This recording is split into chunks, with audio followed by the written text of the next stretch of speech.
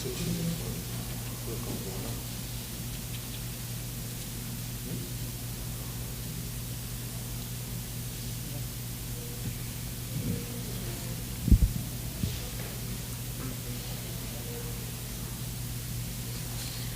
afternoon and welcome to the first panel discussion. My name is Joada Richardson, Assistant Treasurer/Secretary of the Anguilla National Youth Council. This afternoon, the panel members will include Mr.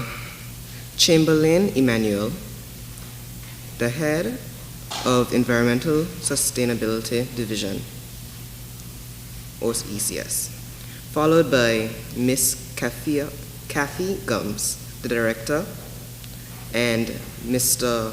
Jason Daniel, Fisheries Officer, from Fisheries and Marine Resource Unit, the Department of Natural Resources.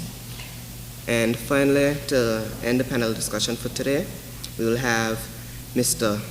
Trenton Roach, horticulturist, and Miss Isabel Rosaro, Plant Protection Officer, Agriculture and Farming Unit, Department of Natural Resources.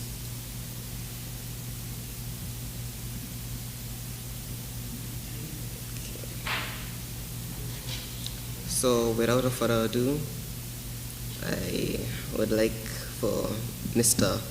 Chamberlain Emmanuel to begin his presentation. Okay, thank you very much, Mr. Moderator. Good afternoon to everyone. I trust you had an excellent morning session. And thank you on behalf of the OECS Commission for the opportunity to be part of this forum. I want to commend the organizers for putting on such an event for your use. I will go straight into my presentation, so let me just try to share my screen right here.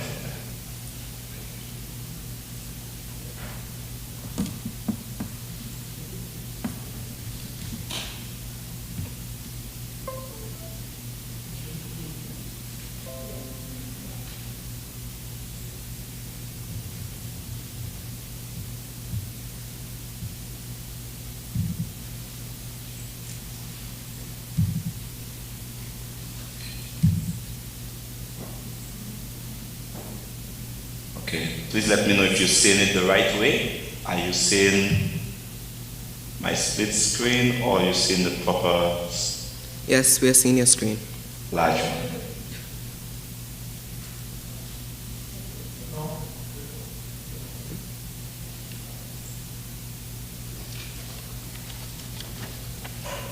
Okay, all right. I think I'm good now. Okay, so again, Chamberlain Emmanuel, head of the OECS Environmental Sustainability Division, and we'll be just speaking to you for the next few minutes on optimizing Anguilla's green-blue economy. Now, I will speak with a bias towards the blue economy, but you will understand that the two are highly aligned and linked and really, indivisible. So there will be cross-cutting issues there. So a little bit about the OECS.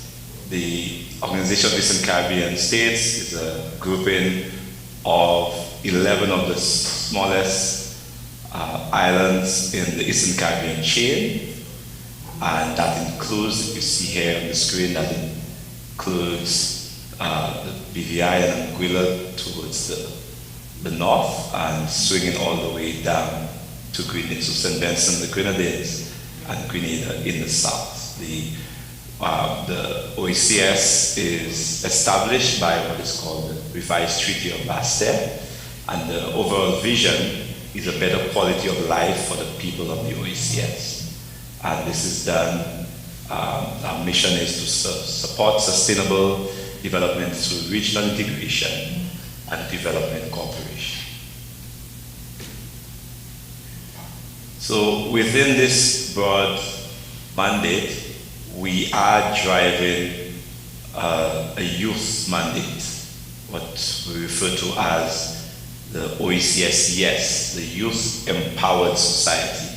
So it's certainly a good opportunity for us to be part of your forum, because youth is at the center of what we do. And the vision of our youth strategy is a society of OECS youth that are healthy, educated, and empowered citizens, realizing their fullest potential, preparing today to own tomorrow. All right? And so again, your forum aligns so well with this. And this is our Director General, Dr. Jules, who is very passionate about all things youth. And he says that youth development is at the core of the OECS growth and development strategy. And we are committed to doing everything in our power to inspire and support the region's youth to achieve their fullest potential.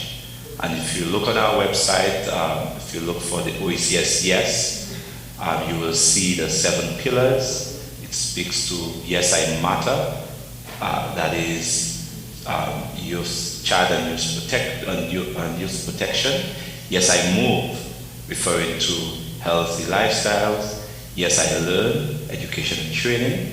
Yes, I Express, that is creativity and culture. Yes, I Earn, referring to entrepreneurship and innovation, which is what you're pushing today. Yes, I Belong, citizenship and identity.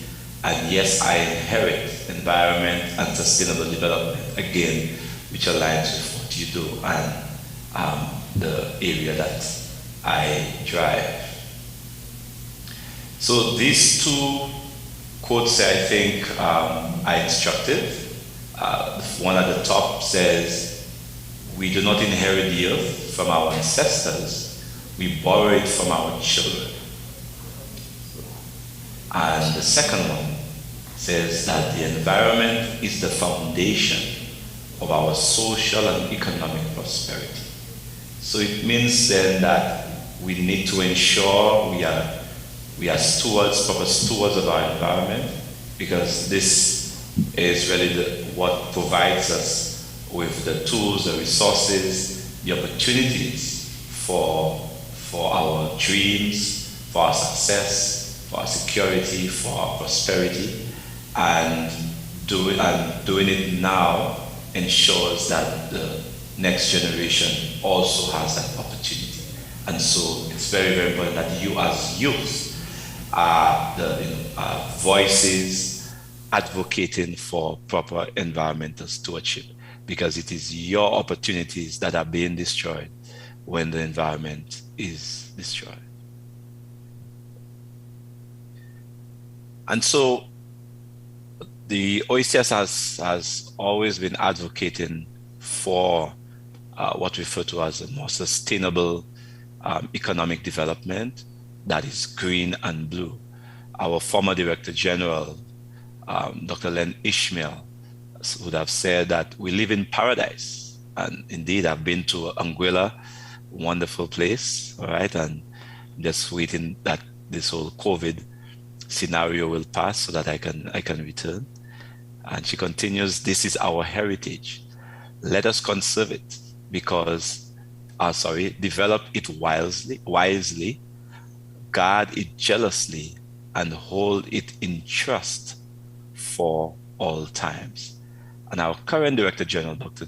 Jules, says, "We are large ocean states." And if you see the map or the on the right-hand side here, we are ocean nations.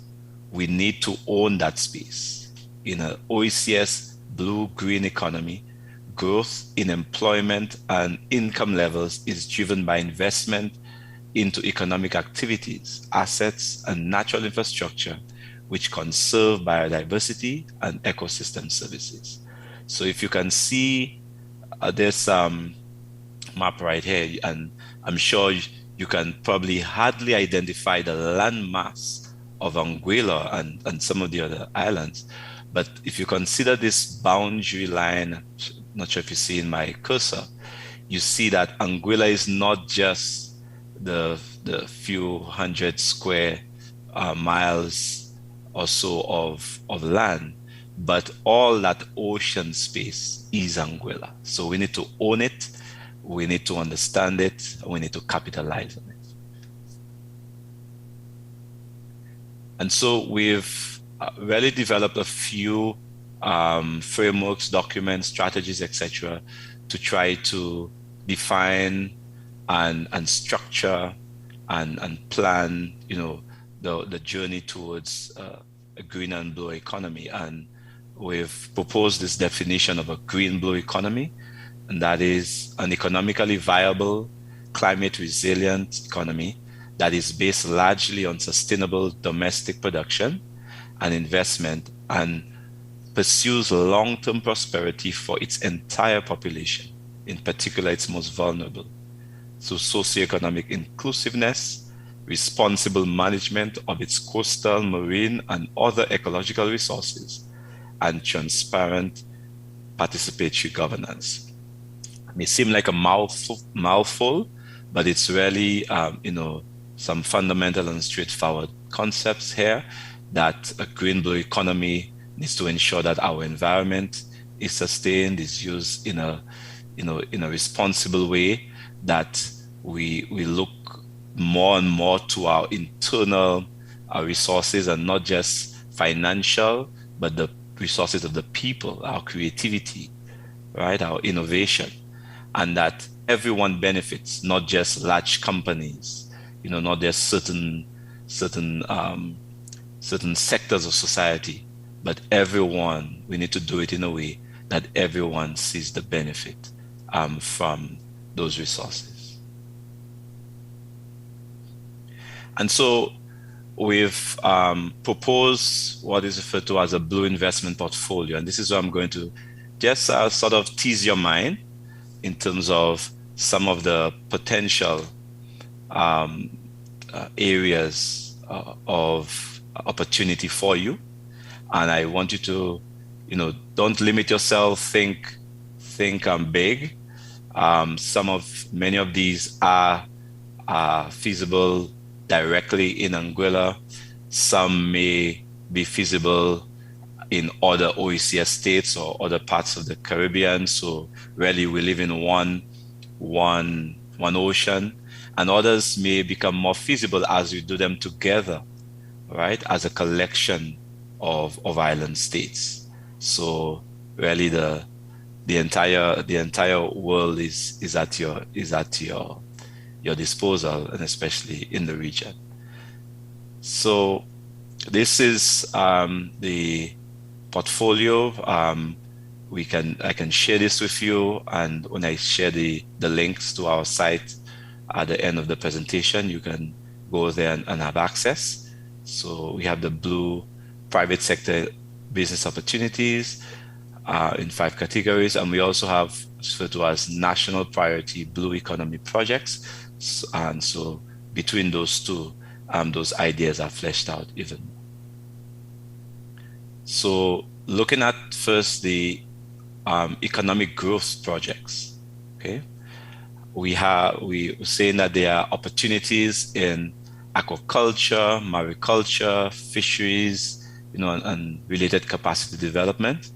And you can see here references to activities such as CMOS farming and other, controlled fishing facilities.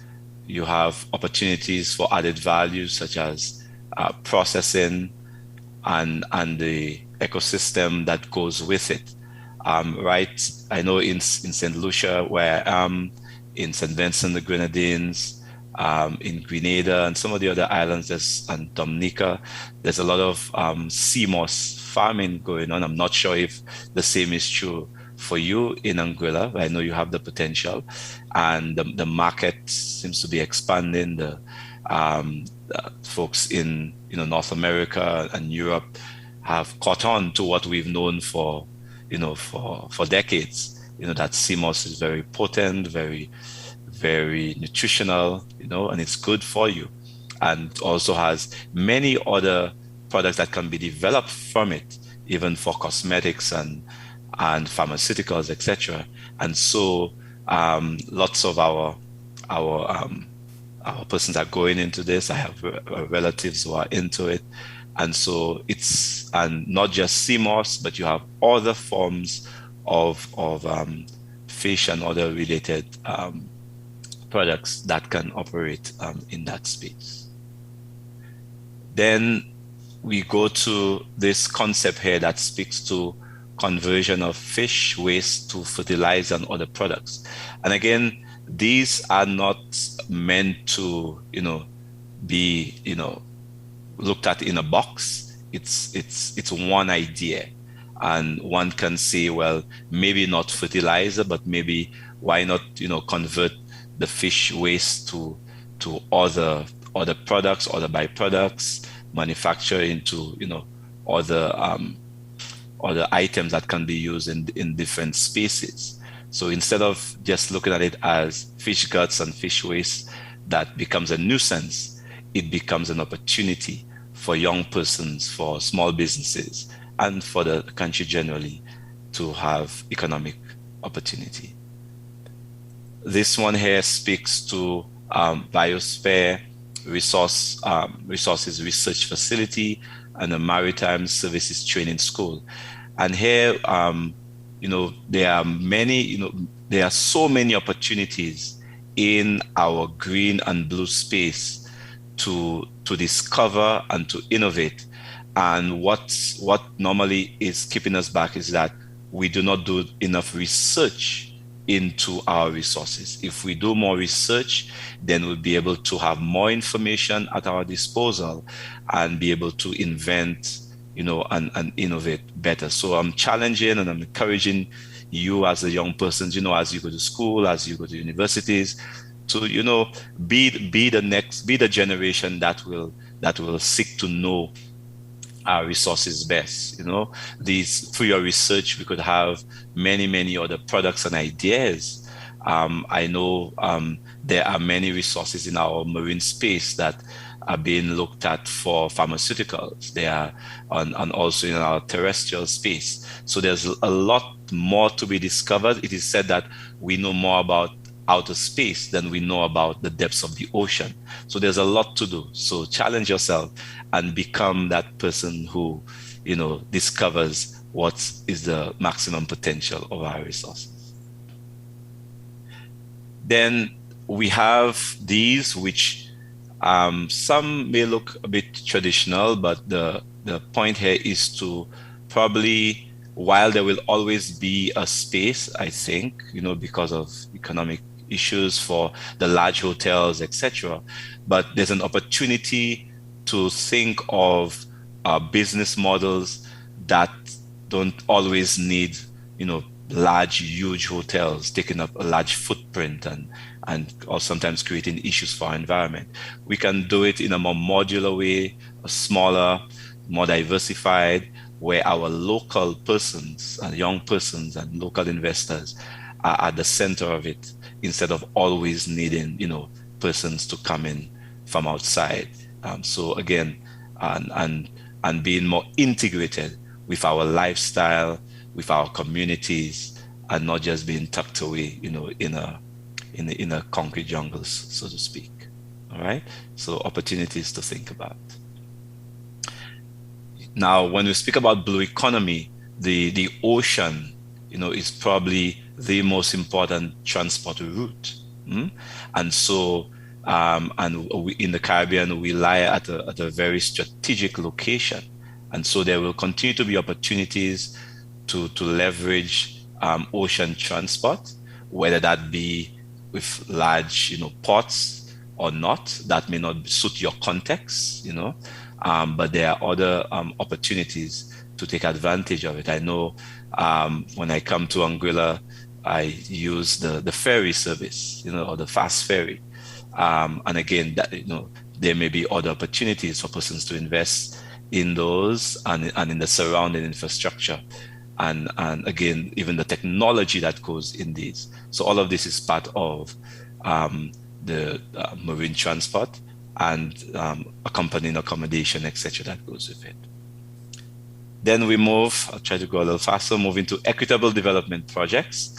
So this is an example from Dominica, where there's a wonderful opportunity in a niche area in the Kalinago indigenous community to do certain things. And while this may be showing the Kalinago, but this can easily be replicated across some of our nice villages and and small towns that we have across our islands, to really create something that is more traditional, and that could benefit, that more persons can participate in terms of economic activity.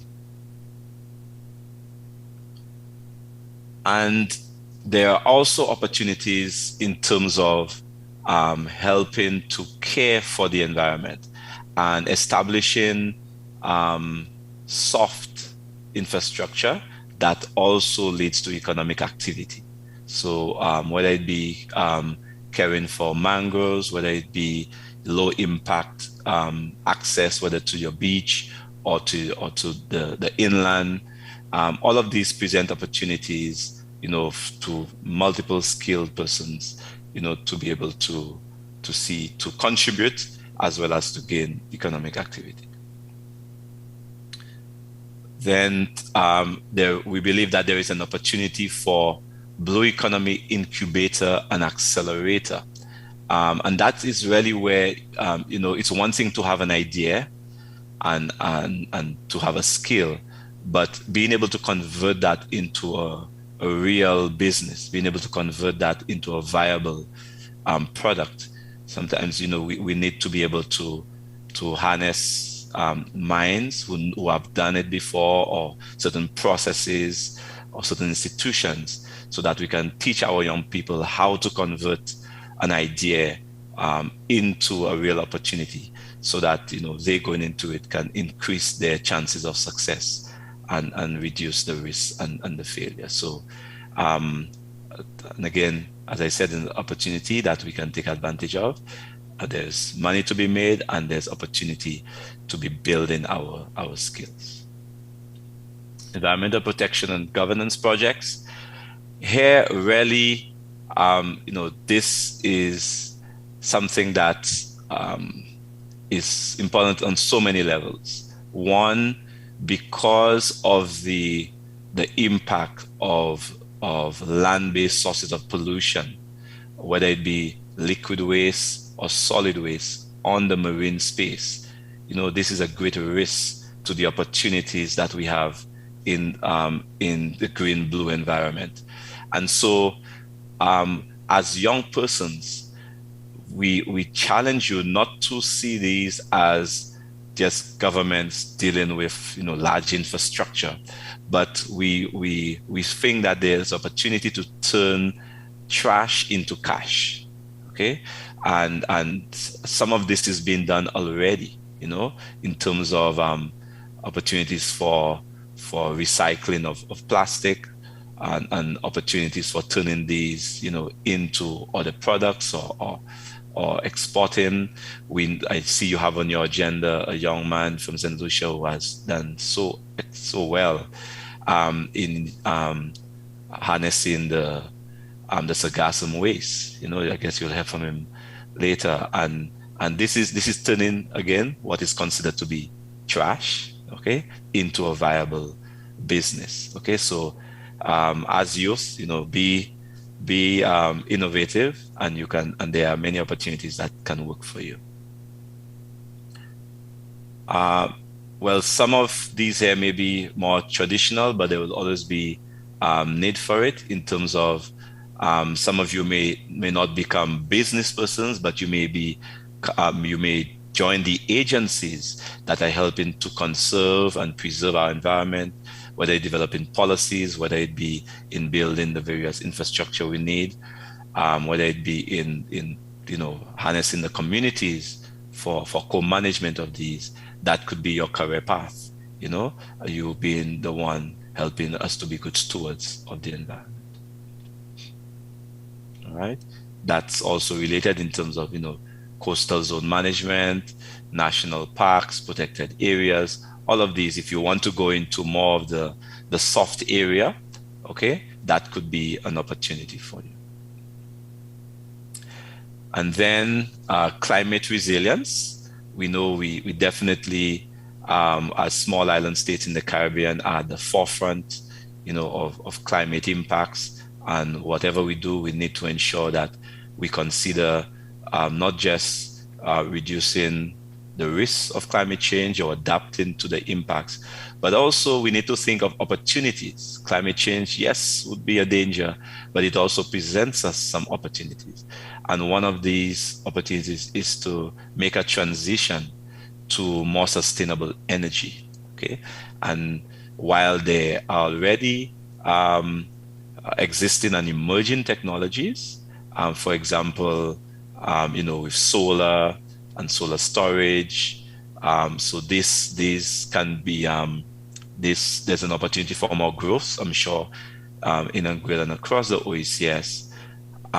We recently did a training session for over 200 persons from some of our islands in training in installation and inspection of photovoltaic systems. And it was highly subscribed, and we're looking to expand this, I think, to yourself and Montserrat in the next few months or weeks. Okay, but but this is not just there. There are other opportunities to harness the ocean's energy in different ways. So again, don't just stick with what is common and popular, but let us become innovators ourselves. Do the research and see what's trending, what's happening, and try to see, how we can have this done in our space, right?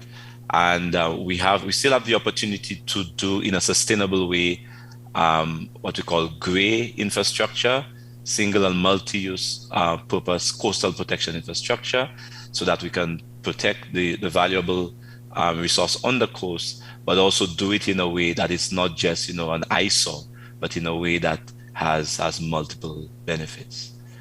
And of course, we use green solutions where you don't have to use the stones and the concrete and the steel, but use natural assets, coastal replanting, beach nourishment, to be able to do that protection and at the same time maintain a green environment.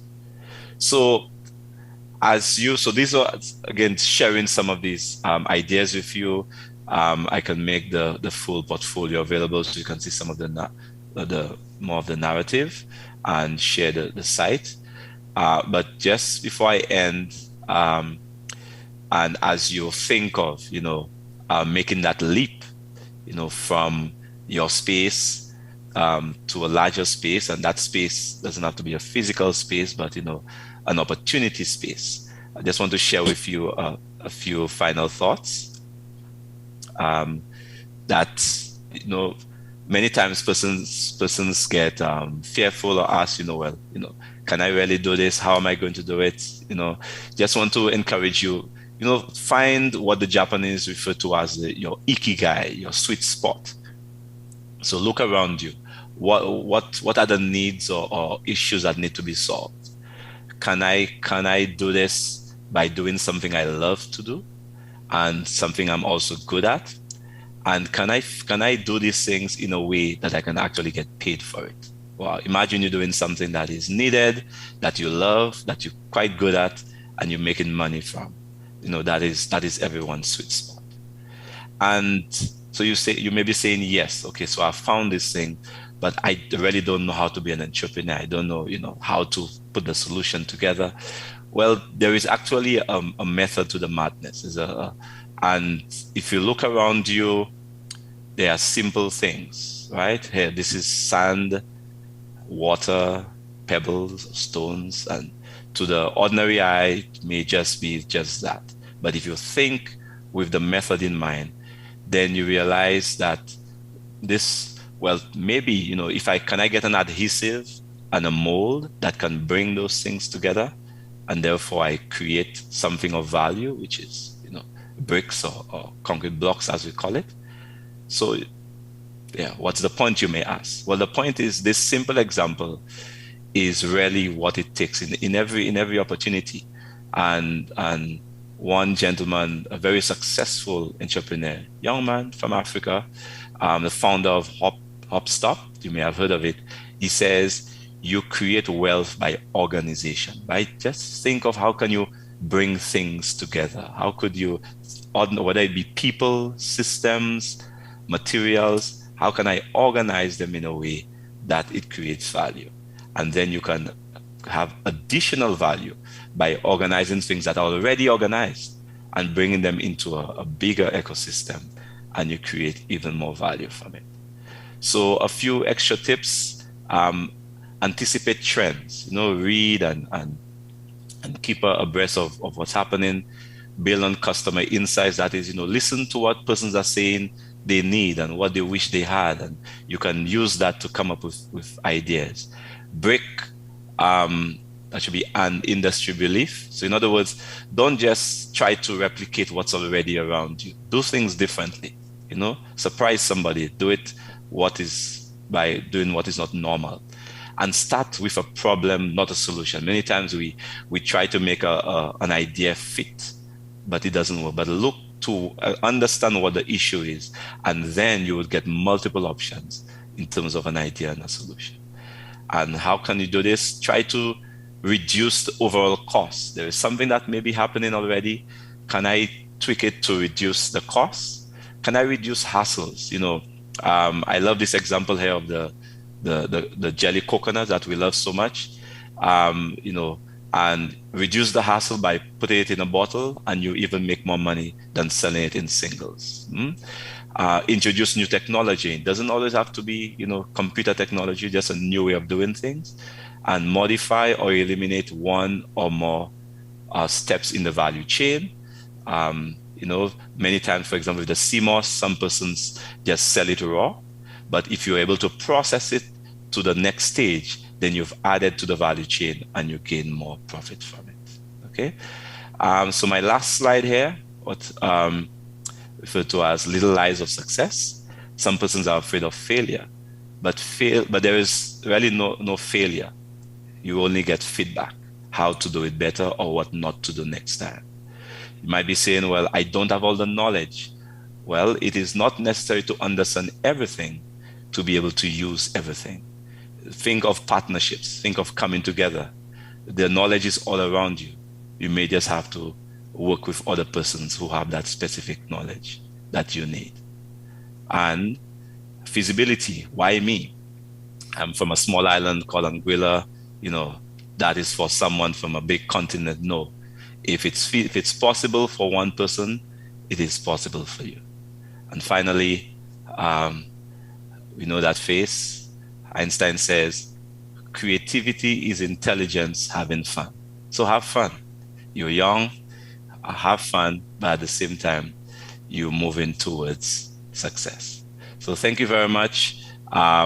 If you want some more information, as I said, you can go to the site, or just go to OECS and search for the crop project, or email us at blueeconomy@oecs.int, or myself at the email at the bottom. So I will be happy to receive any questions from you. Thank you so much.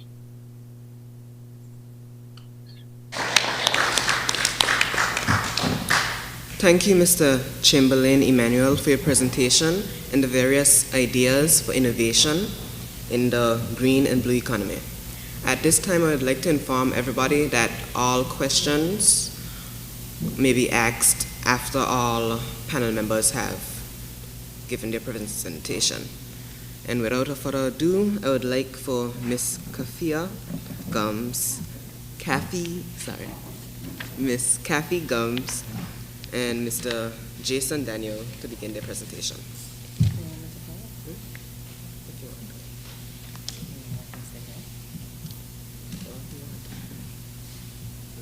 Okay. Yeah.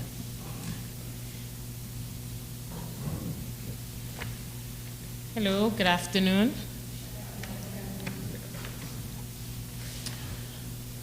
I have a background in marine biology and coastal resources management. And I'm guessing because of my youthfulness, though, I was invited to be a part of this panel discussion to speak to so many young people.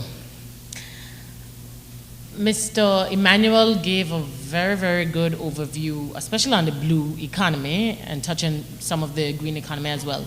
And my presentation today will be a lot about the same thing. From his presentation, I know everybody in here now must know or have a feeling about what is the blue economy. So I just wanted to start with a question to you guys. What is the blue economy? You don't have to give a textbook definition, but based on your discussions, I guess, this morning as well, and from Mr. Emmanuel's presentation, what is the blue economy? Anybody can answer.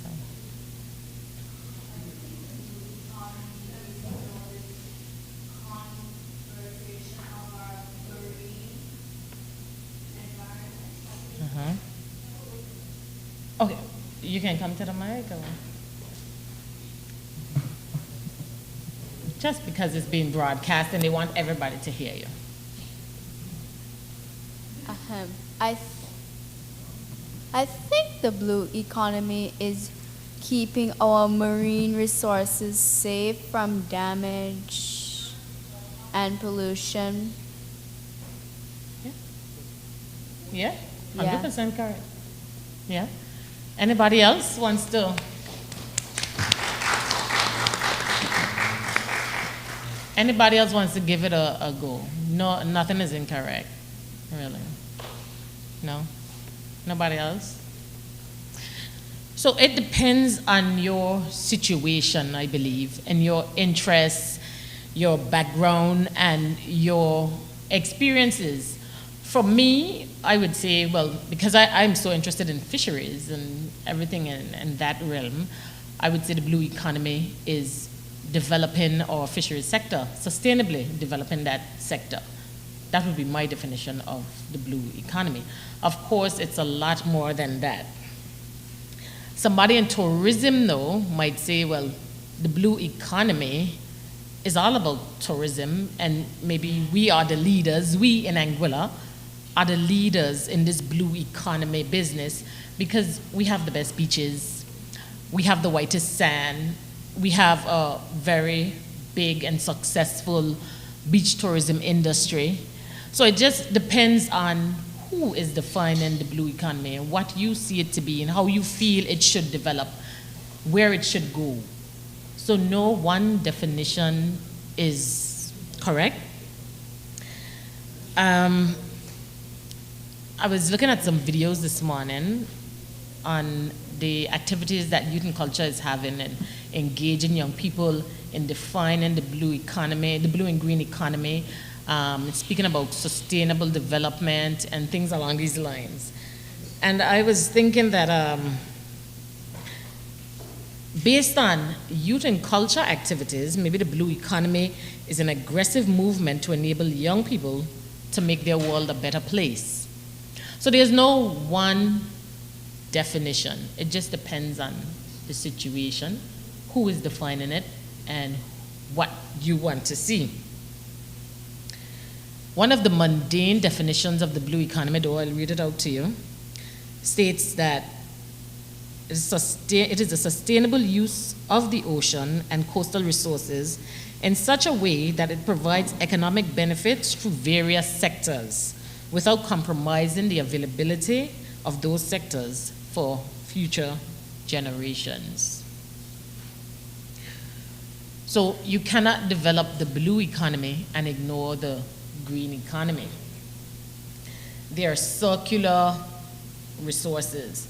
So whatever you do on the land, it will impact the coastal resources, the marine resources, and vice versa. So in considering what happens and how the blue economy develop, we have to consider how the green economy develops and vice versa. So it should not be done in silos. And for several years, I think people have been seeing these sectors, the agricultural sector and like the marine sectors, as separate entities, when it should be one entity, because as they develop, we have to be mindful of what we do to each one of them.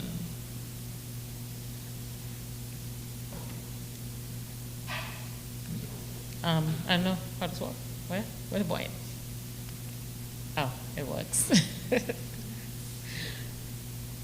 We have this is just a diagram that kind of puts everything in context with pictures, speaking about the blue economy.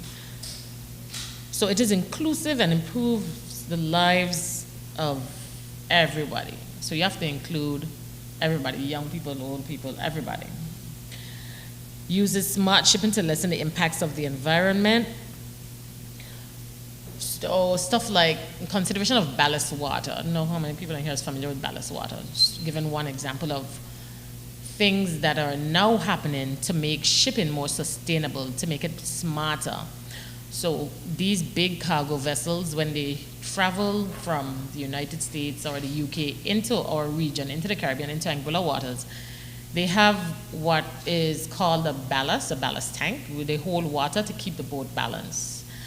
And when they reach into our waters, they let go of that water. And sometimes they're having contaminants, they're having alien species, such as lionfish, different things that may be harmful to our environment, foreign to our environment.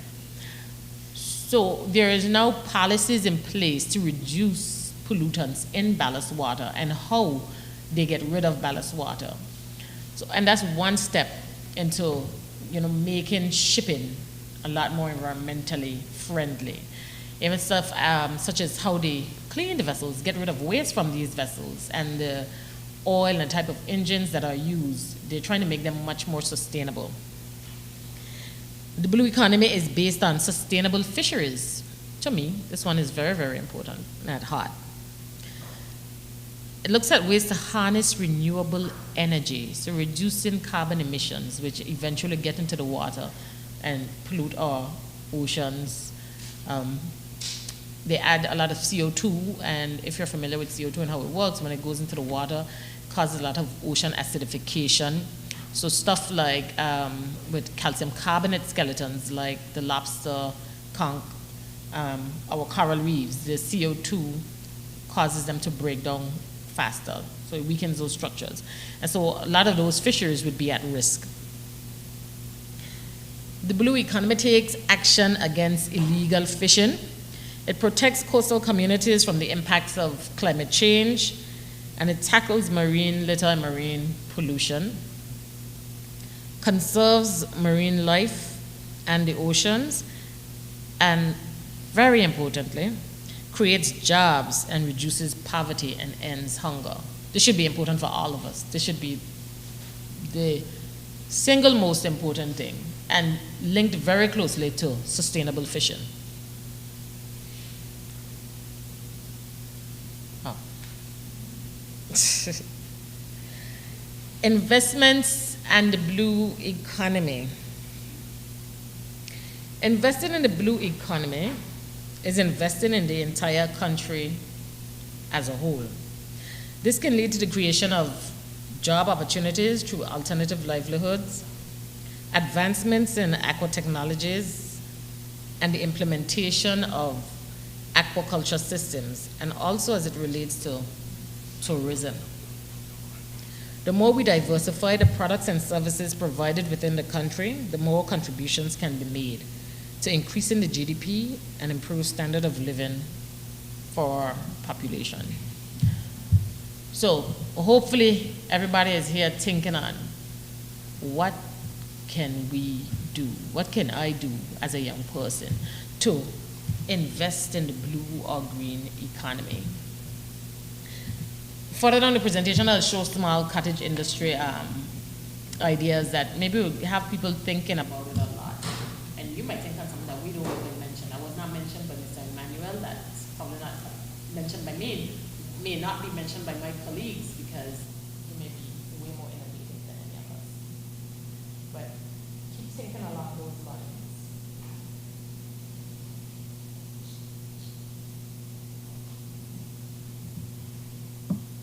Of course, whatever you do in the do in all green economy depends on education. It doesn't have to be a formal, any sort of formal education.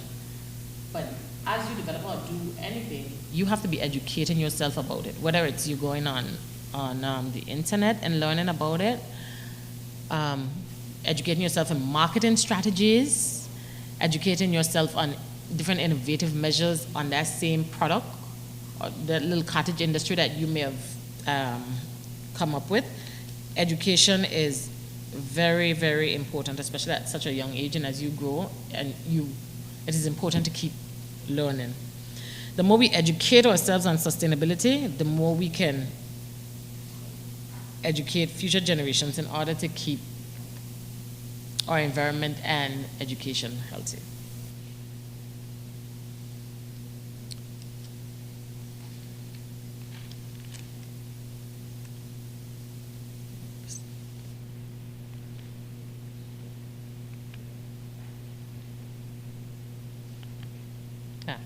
Okay.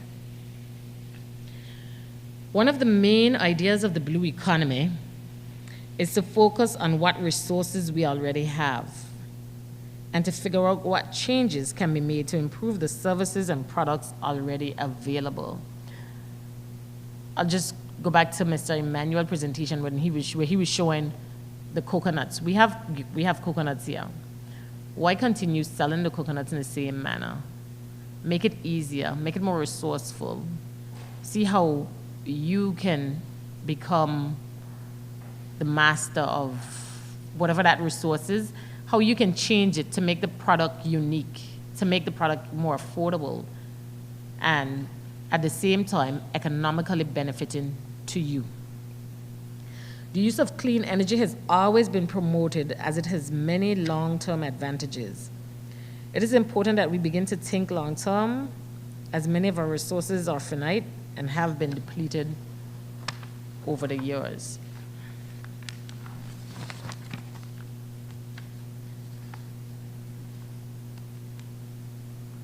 The blue economy and tourism for Anguilla, tourism is our main industry.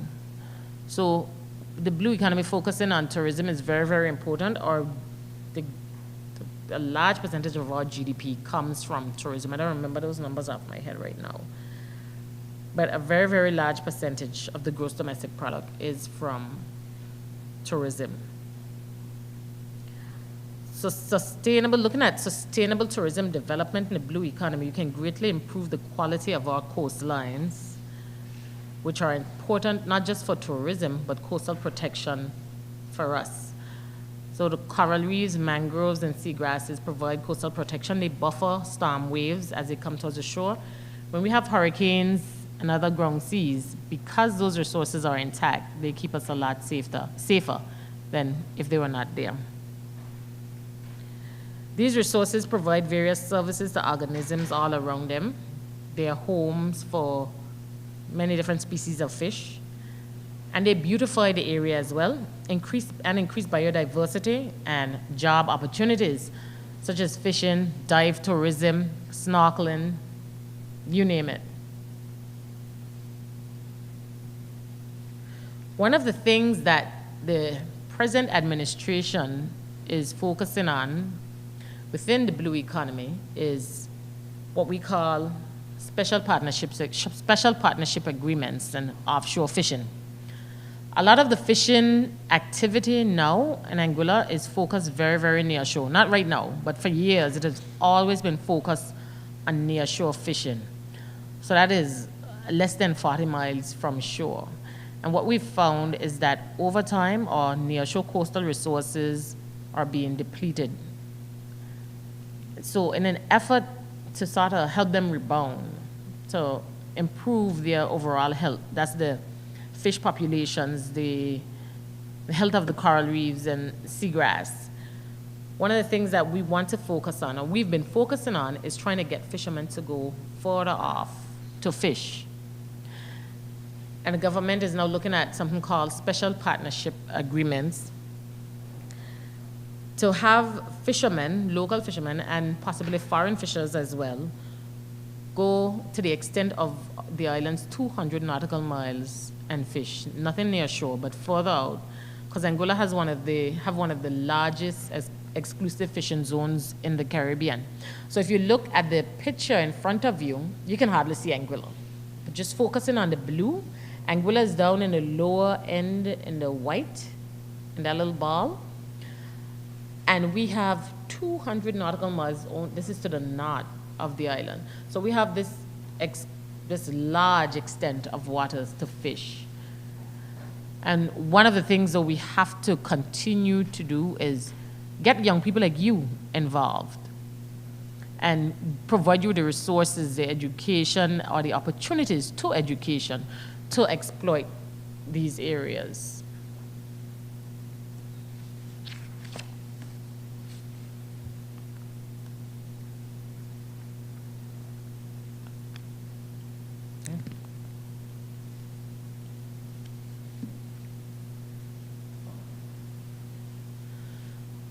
Speaking to people, going about doing outreach and educating people is one thing.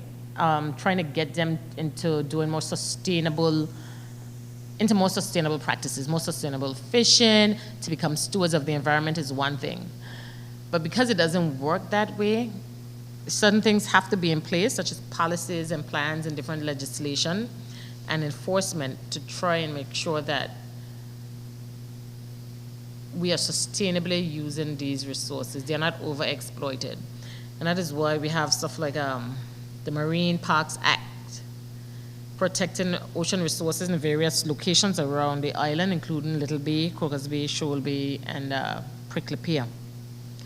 In the absence of policies and plans and enforcement measures, we allow for the overexploitation of these resources, which will have severe long-term effects on our country. Our marine parks are especially important as fish nurseries for tourism, which is responsible for a significant portion of the island's GDP, and nurseries for small fish.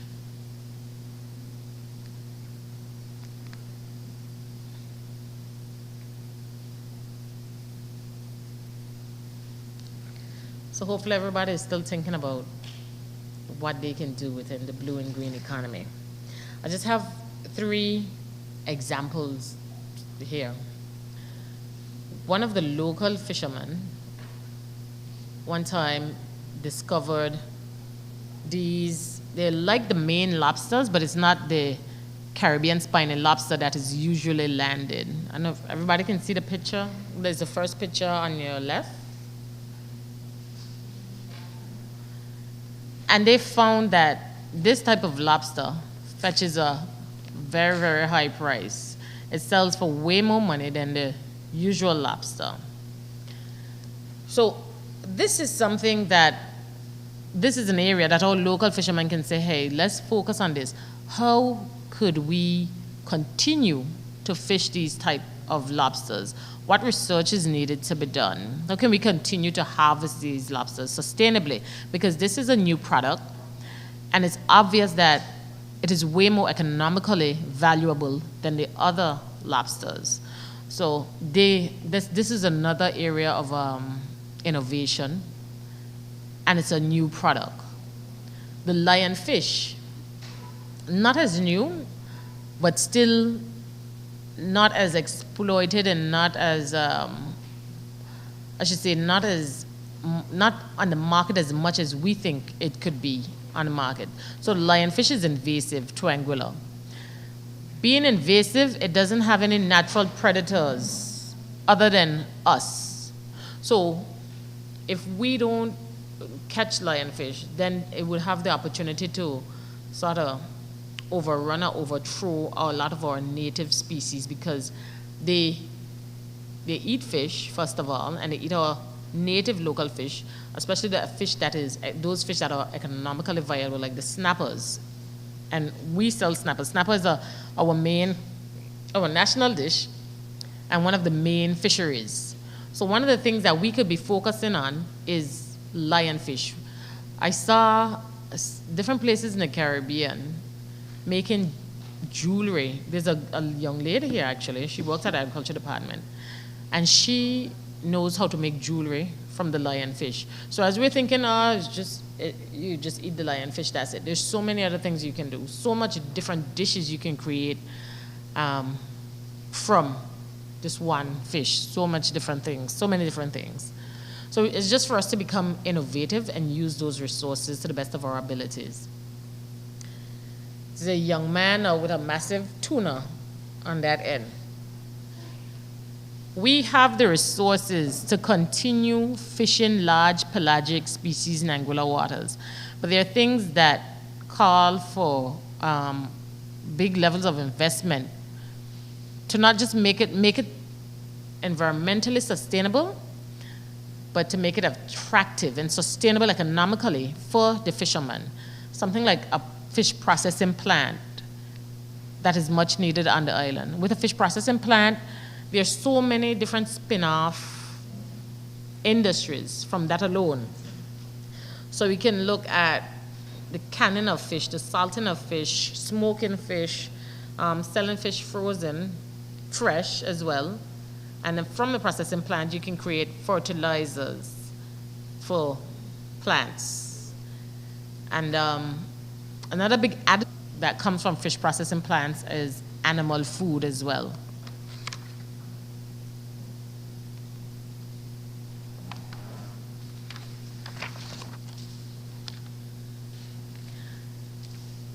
So more innovation and things that we can work on in Anguilla surrounding the blue economy is hydroponics. Hydroponics is, well, we don't have any hydroponic facilities on the island currently.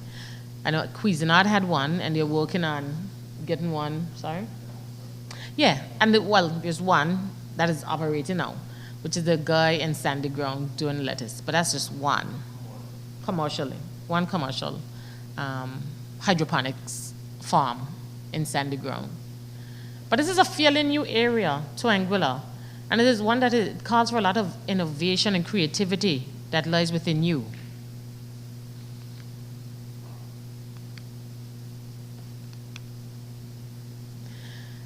Aquaculture now is the rearing of fish in pond systems or enclosed systems, but not in the open ocean. And there's nobody on the island currently doing this on a large scale. There were two facilities actually, but I think Irma destroyed them. But like I say, there's room for this sort of innovation.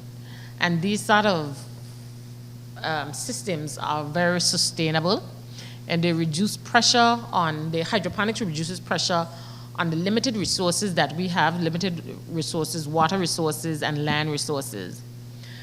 And for aquaculture, because you are reducing the amount of fish that you'll be catching from our ocean, then it gives the fish a break to replenish themselves. So this is sustainable, and it also helps to improve the sustainability of wild captured fisheries. There's a system called aquaponics, which combines aquaculture and hydroponics. And this is also an area that we should be thinking about. How can you get into this type of business? What does it take to do this? So we are here, agriculture and fisheries. There's also the internet right at in your hand. You have it every day. You could just look up stuff and see how to make these things possible. Mushrooms from coffee grounds. This was mentioned by Emmanuel as well. So these are things that you don't need to own a large parcel of land. These are things that you can do at home and, small scale. And as it grows, it can become a bigger venture for you. So rather than throwing out the ground coffee, see how you can grow some mushrooms and turn it into a business.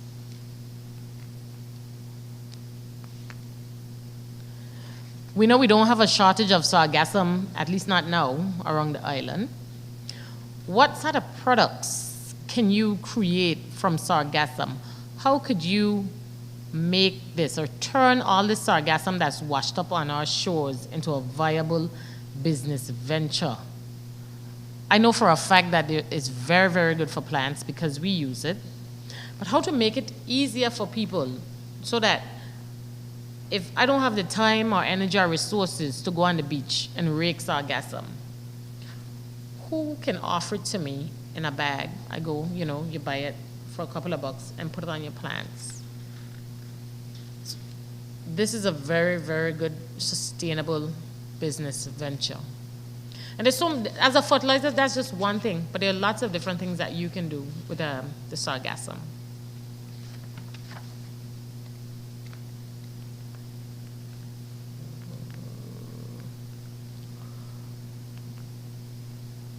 We touched on renewable energy as well, and desalination. Anguilla, a lot of our water, the main tank at Crocus Hill, they get the water from reverse osmosis from our blue economy. Very important to us because we all need water.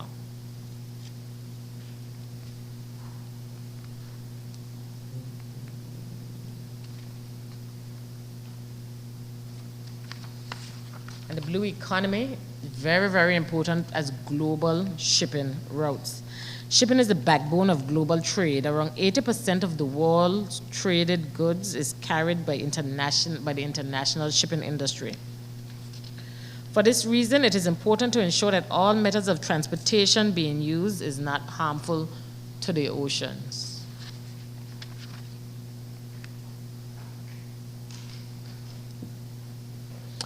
So economic development and healthy water go hand in hand. The blue economy is sustainable use of ocean resources to promote economic growth while improving the livelihoods and job production and ensuring that our ocean ecosystems are healthy.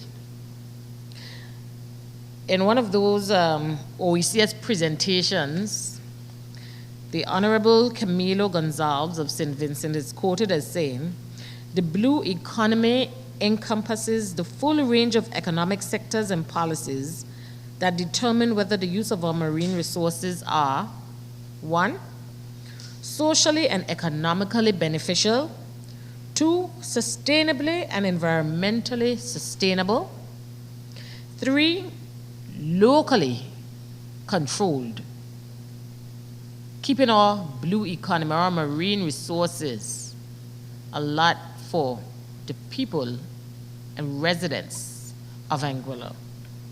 And 4, people-centered. The people must be involved in the process, and the people must benefit from the development of the blue economy." So before I end, I just have one last question. Who is interested in doing something in the blue or green economy? Nobody. Because if nobody's interested in doing anything in the blue and green economy, you're not interested in anything. Because the blue and green economy is life. It is everything. Thank you.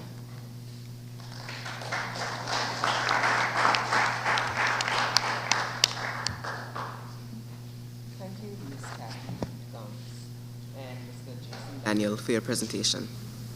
I would now like for Mr. Trenton Roach to begin his presentation, please. Good afternoon, everyone. I'm not Trenton Roach, I'm Isabel. My bad. We flip the tables. I'm not much of the public speaker, so bear with me. I'm from the Department of Natural Resources Agriculture Unit, so I will look more towards the green economy versus what my colleague and the previous presenter presented on. However, there was some stuff that Kathy mentioned that you will see in our presentation, as we both know that the blue and the green economy are basically one. So, let's see. No, they gotta change that again. So the presentation outline is just simply briefly gonna go through what is sustainable development in agriculture, food security,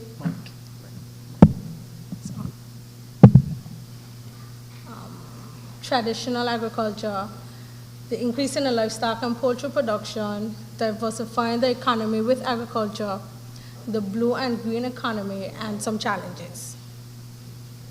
So we spoke a lot about sustainability.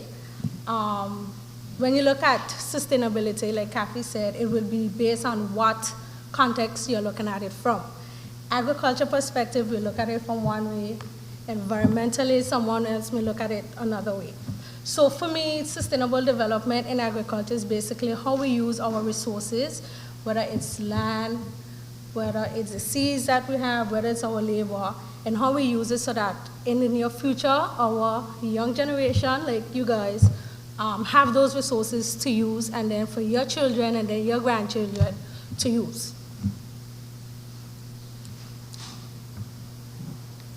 So a brief definition by the FAO states that sustainable agriculture must nurture healthy ecosystems and support the sustainable management of land, water, and natural resources while ensuring world food security.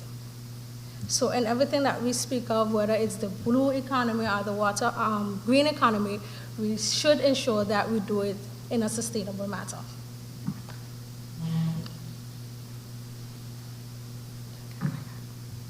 So food security.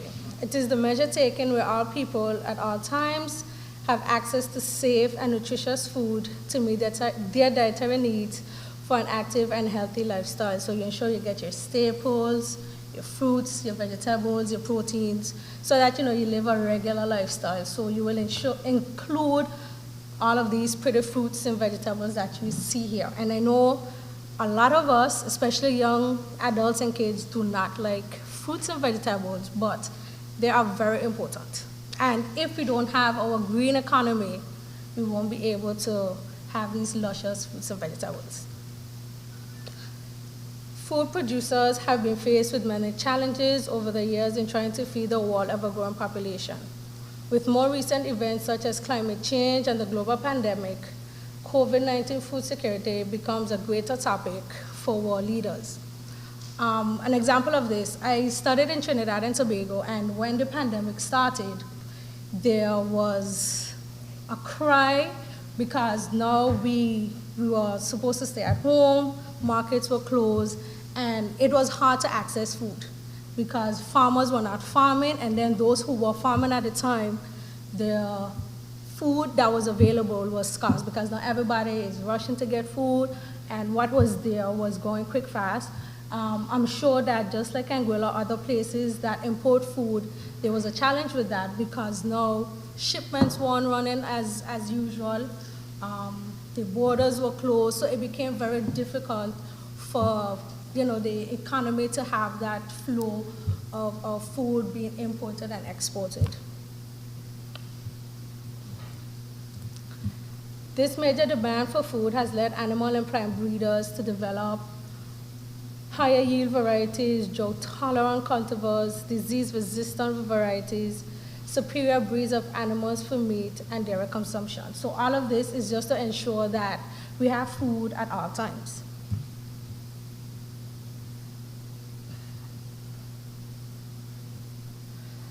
So some innovations that we can all engage in when it comes to the green economy. You have like drip irrigation, plastic culture, aquaponics, greenhouse production, microgreens, value-added products. So I'll go into some of them a little more in depth. So this is what the picture at the top left is basically depicting aquaponics, which is basically what Kathy spoke of. So it's basically a hydroponic system with so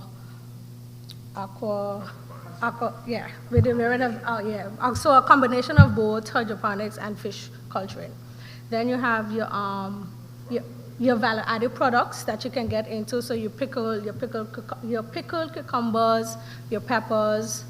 Then you have microgreens. I think there is one company right now that has started to venture into the microgreens. And then we have greenhouse technology in general, which encompasses hydroponics, shade houses. Even the same aquaponics can be done in a greenhouse system.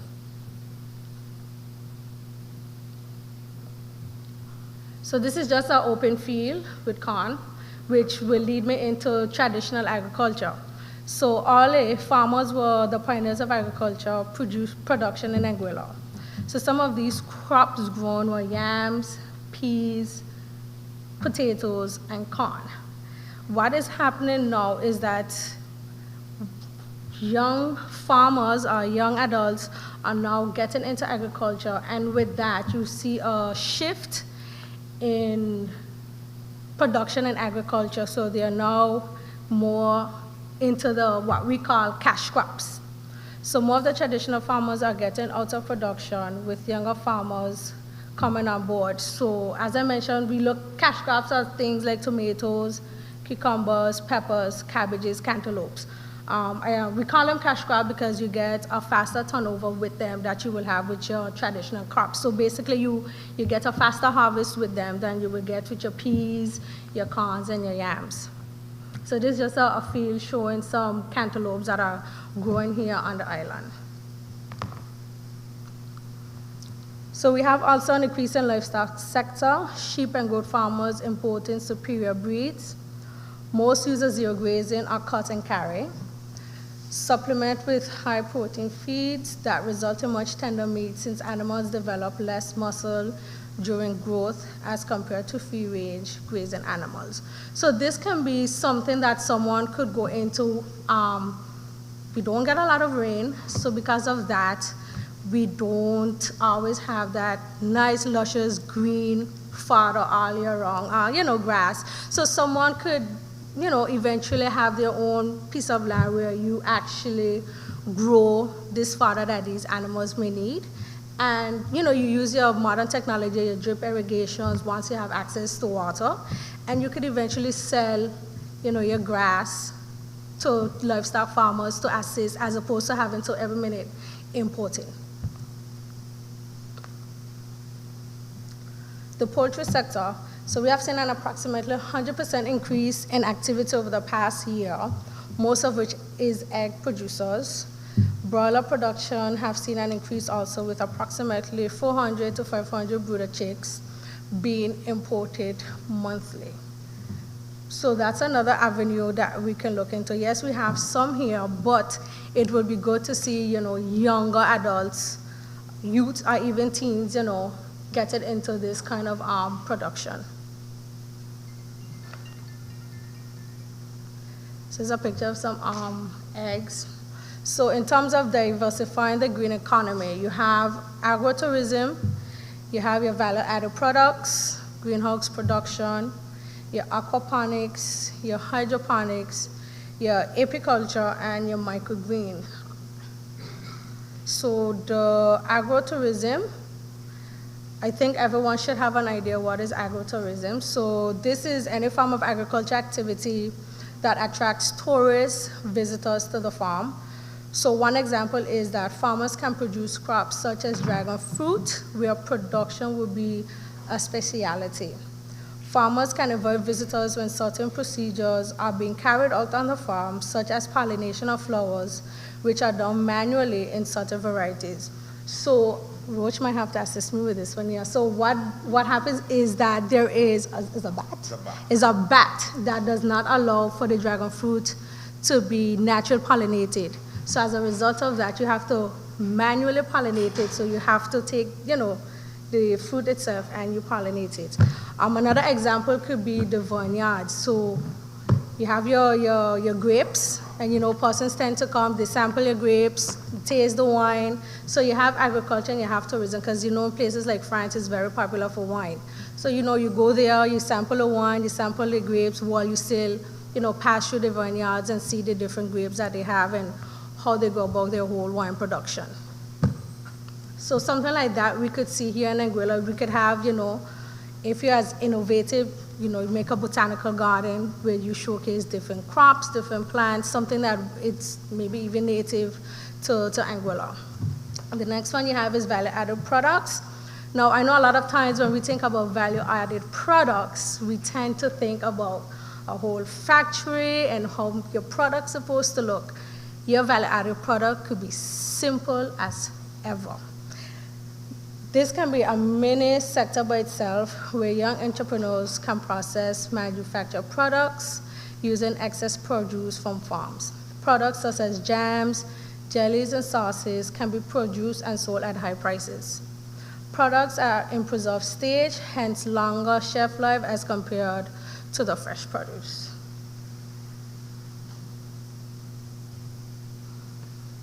So these 4 pictures basically showing you what some simple value products are.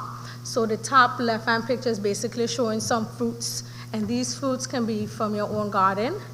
You basically just package them, label them, and put them on the shelves. Then the bottom picture right below that is cassava flour. So cassava, potatoes, those are things that we grow here, and you can just harvest. You process them, you put them in a package, you label it. And there are many Caribbean islands throughout the Caribbean that engage in this. You have places like Dominica, you have places like Trinidad that basically do this. Then on the top right-hand side, you have your pickled goods. So you have things like peppers, garlic, onions, tomatoes, and then the bottom is a simple tomato juice. And this can be done with any kind of vegetable. So you just have to use your creativity and what works best for you. Greenhouse production. So these are structures that are enclosed or partially enclosed to grow crops and plants. Plants grown in greenhouses have their growing conditions controlled to ensure maximum production and extended growth, especially in hotter and colder months over the year. Reduce pest incidents on plants. So with the greenhouse production, you can have your hydroponic system. You can have your what do you call it? Your aquaponic system inside of it, or you could just have a shade house with your crops just growing under there. The purpose of this also will help in heat, with the heat, so it will help in transpiration rate, how fast the ground loses water, and it will help with the whole growth of your plants. One good thing about the greenhouse production as well, you can control the environment. You can control how hot you want it, how cold you want it. You can control your flow of water. And also the insects, because we don't want that interfering. So aquaponics, this is a food production system that entails rearing of aquatic animals in a tank with hydroponics. The nutrient-rich water from the aquaponic system is fed to hydroponic-grown plants involving nitrifying bacteria. These bacteria convert ammonia to nitrates.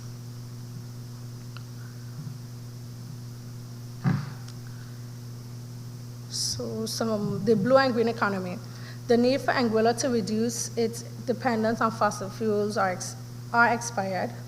A continued reliance on fossil fuels will greatly affect our ability to achieve food security. Adopting renewable energy systems can enable us as a people to strive to attain a sustainable future for generations to come. So basically, if we can go into alternative modes such as solar panels, even wind power, that will help greatly. Using the fossil fuels, what is happening now that we all know, gas is going up, for example, fossil fuels is getting more expensive. So if we have to compete paying so much money for this specific resource, now it's going to increase our production because we have to pay so much money to pay for current, so not just basically the production cost will increase. So if we can go into, solar panels and stuff like that, it will help with the production cost because now you have natural energy being farmed, which will now allow you to do much more in regards to your production.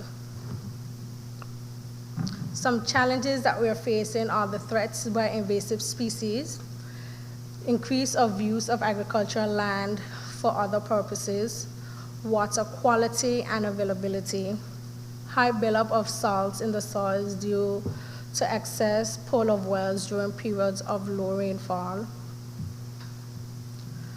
poor soil quality due to salt deposits, increased use of fertilizers and trace elements, increased use of pesticides as a result of high pest presence, especially when plants are under stress conditions. So basically with all of this, as I said before, in everything that we do, whether it's for the blue or the green economy, you want to do it in a sustainable way, because when the green economy is affected, the blue economy is affected. When the blue economy is affected, the green economy is affected. So that ends our presentation.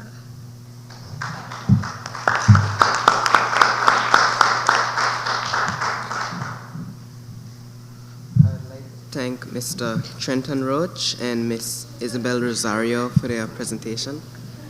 And with that, the floor is now open for questions.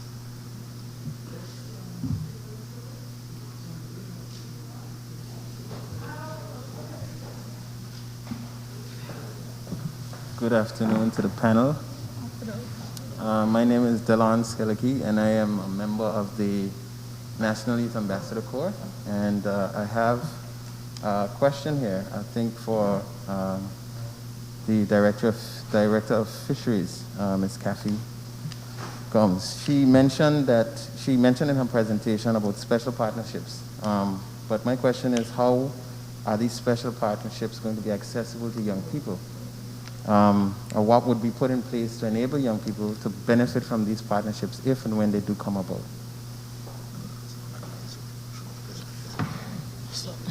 Yes, is a short answer. Definitely. They will be available to young people and everybody, really. So the department have been and will continue to provide training resources. And I was speaking to somebody, I don't know if it's Avon, somebody from Youth and Culture, because we were speaking about the different training, different things that we usually have, but we don't have this population represented in terms of age group. And so I don't know if it was you, Avon? Okay.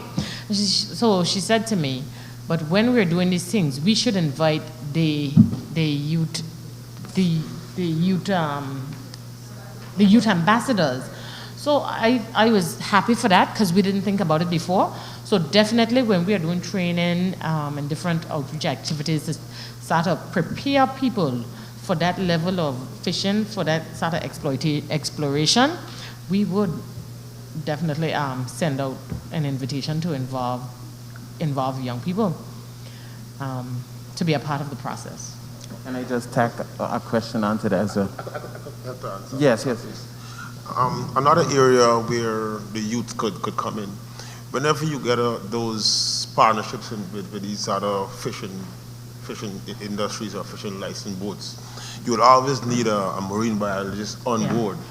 And what government has to do is to make that marine biologist come from the island who's producing that license. That's going to ensure some checks and balance as to what they catch in terms of numbers to report back to base or to main office. So you'll have to get the youths involved. It's a very good idea to bring them in as marine biologists on board of these vessels.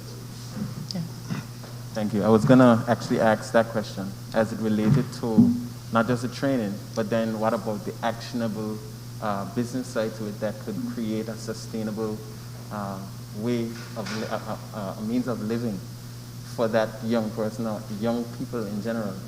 So the training would be good, but then are there actual jobs that could come from these special partnerships? That's what I was actually getting at. But so to create. Answer the question. Okay, so We work in the same department. Okay. Thank you. So in terms of creation of jobs, that's a very tough one now.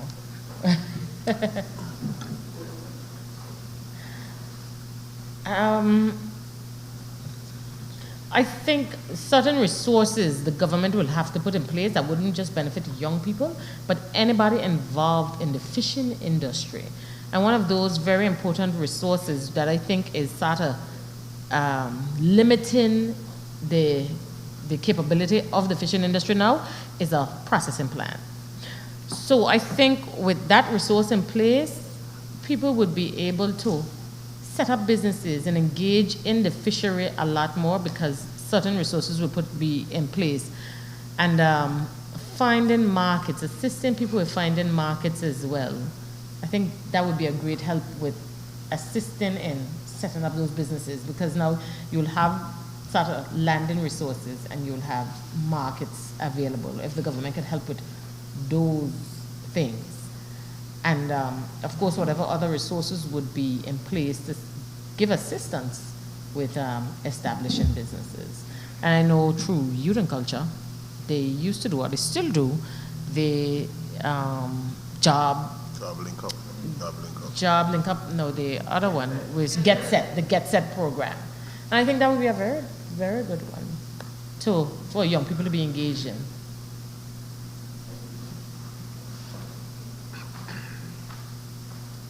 Good afternoon. I would like to inform everybody that Mr. Chamberlain Emmanuel has to leave at 3:30, so anyone who has any questions for him, please ask before he leaves. Good afternoon, everyone. My name is Taisha Emmanuel. My first question is to Ms. Kathy Gums. You would have mentioned about the 200 miles north of waters. My question is, what safety measures are in place, are going to be in place to protect our human resources as they are going further up north? And oftentimes we have persons, I believe we don't have a rescue boat that is owned by government. So if persons go adrift, who would rescue them?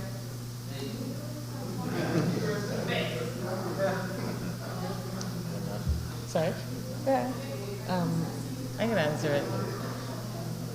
Okay, so we have a lot of very, very good and tough questions. Gaff, is it possible to put back up our presentation? Let me see the clicker. Where's the clicker?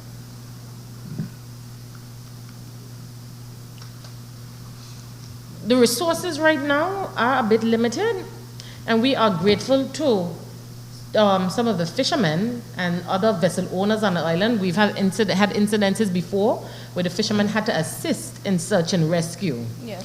And I think that's the beautiful thing with our small knit, very helpful communities. Yes. But the government, though, as you say, if we are encouraging people to go further, we have to have resources in place. So currently, the Anguilla Fire and Rescue Service, they are actually responsible for search and rescue. Mm-hmm. And they just received their vessel. They have a search and rescue vessel that's government owned. And they are responsible for search and rescue in that white, within the white. And so as you can blue? see, the blue now, sorry? Okay. So the blue, not just that they're responsible, that is the extent of their capabilities as well. So within the blue, they have a relationship with Martinique, who SATA is does regional response for this region. And so if there's an emergency outside of that zone, or even within that zone, and our local rescue agencies are unable to locate, say, a vessel or something, they can call on those resources of Martinique who fly, who have helicopters and planes and search and rescue vessels. And we have called on them in the past. So we have that relationship. It is, they have a written agreement, and we have that very good relationship. Apart from that, we are encouraging vessels to have on board tracking devices, a tracking device. Mr. Webster is here. And before the government was going around and begging fishermen to install tracking devices on the boat for their own safety and for our ease in responding to emergencies, Mr. Webster is one that, from the onset, he knows that for his own good too, that is something that is very, very valuable. So he have a personal device on his vessel. So we are encouraging it, and we will try to, I'm sending this forum, but we want to actually try to legislate it, to make it mandatory. If you have a vessel and you expect for somebody to respond to you in case of emergency, you should have some sort of tracking device, because It don't make any sense to be wasting resources, time, money, fuel, to be up and down looking for people. Whereas if you have a tracking device on your boat, we are able to locate the vessel much faster. We also have EPUBs, your spots, and you hold them, they're handheld, the pocket held. So if something happens, if you get thrown overboard, let's say the tracker is on your boat, but you get thrown overboard, you should have that device on you, and you can press something on it, a SOS, and it sends a signal and gives the exact latitude and longitude or how to locate you. So these are things that we're trying to put in place while encouraging people to explore the extent of our EFC. Hopefully I answer your question. I believe you did. Yes. You then add to my point. Additionally, you would have mentioned about education, and that in itself is essential, because when you speak about coral reefs, persons on island don't know the benefit that we have from coral reefs. There are over, I can't remember the number right now, but a lot of fish species in general that is inclusive in the coral reefs, and this then produce our food, etc. And there are so many things, benefits that we could have: biodiversity, medicine, tourism, as well as our dietary needs as well. And persons aren't aware of these things and what also affects the coral reefs and what are the benefits of the coral reefs and how can we protect the coral reefs, and all of this come in education. So I feel like since Anguilla is surrounded by coral reefs, we should then be more educated as to what coral reefs are, what are the benefits of having coral reefs, what we receive from coral reefs, how we protect them, how we endanger them, and what can we do to make life better going forward. It wasn't necessarily a question. Okay.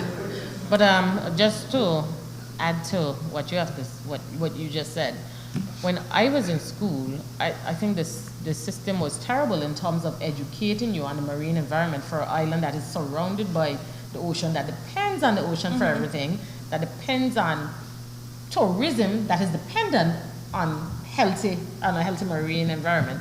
There was very little to no education on our marine resources. Hopefully, the system have changed now, and you are all well educated through the high school or through the primary school system on our marine environment. Please tell me that. Yeah, well, I can speak on that. I can speak on that behalf.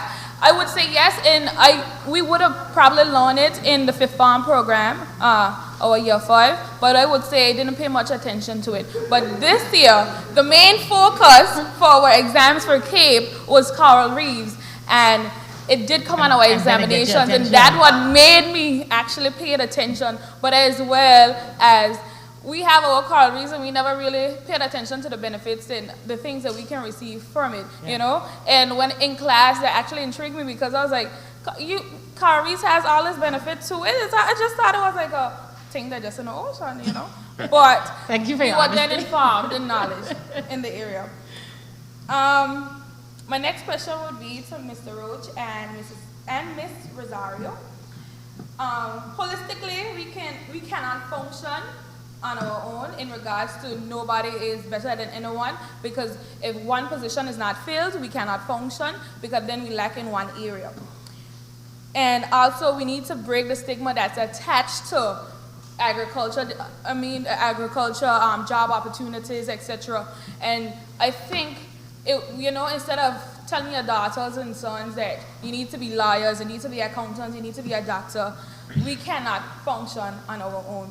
So my question is, what opportunities are there for persons to access good soil? Because we know Anguilla is a limestone island and the soil around the place is not good for growing crops. I would say if you follow from primary school up, they always have a program with the children called composting your waste out of your kitchen.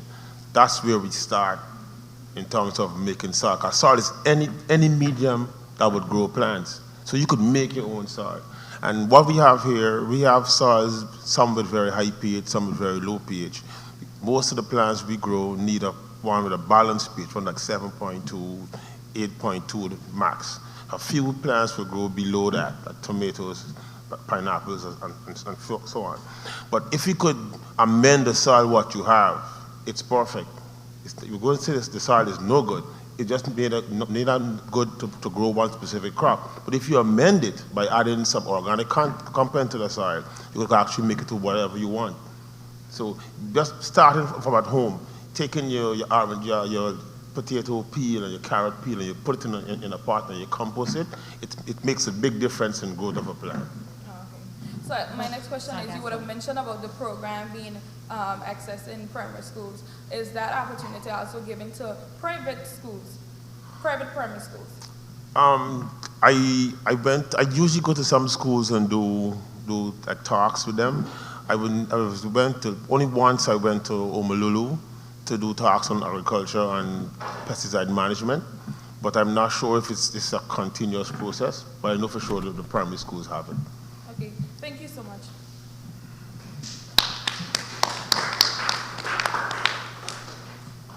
I have another question from online. The question relates to, I think Mr. Emmanuel can also chip in on this question as well, as there may be some parallels or similarities in St. Lucia, Dominica, and other places that he might be familiar with. So the question is, in Anguilla, there was recently a public consultation on the decriminalization of cannabis. What role, if any, do you anticipate the Department of Natural Resources has to play in its development? I think that's an agricultural question. Or Jason, unless Jason wants that. Personally, I never did much research on cannabis, and for many reasons. When I was growing up, my father was a cop, so it was totally against the rules to even engage in those kind of things. But over the years, I realized that cannabis could be used for many medicinal purposes, and the facts has been there to show that it actually works. Getting into medical marijuana is good, but then you have to be mindful of the way you do it and how you control it. It has to have legislation involved in getting it done, because you can't just go ahead and plant it, because they're going to use it for other purposes. So if we're going to get into it, we have to put all the legislation in place, so control its growth and how it's being used.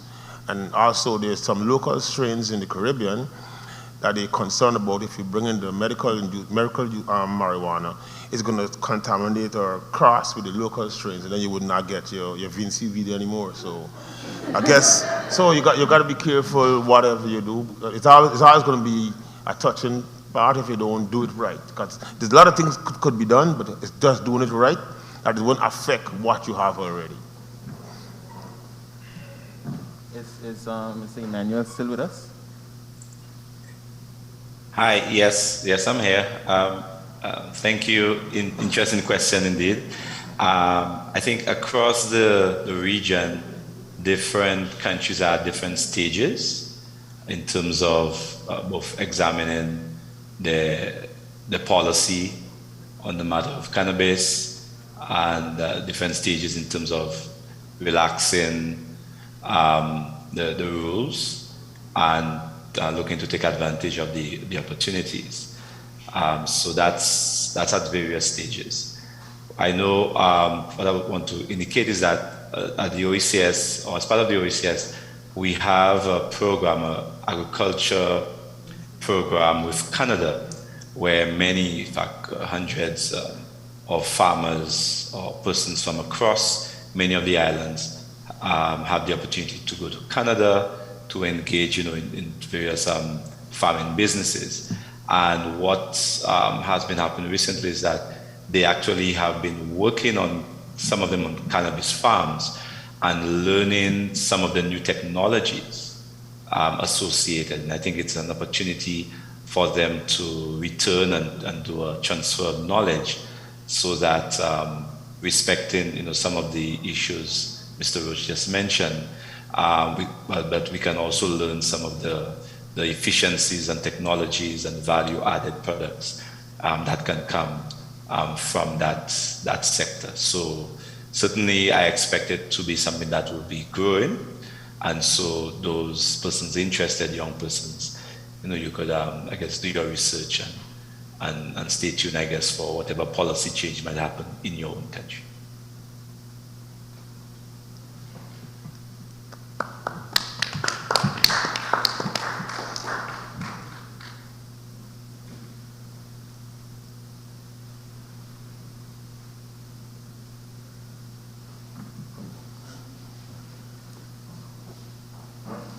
I would like to answer one of the questions shared back before in terms of what the children can do in terms of, okay.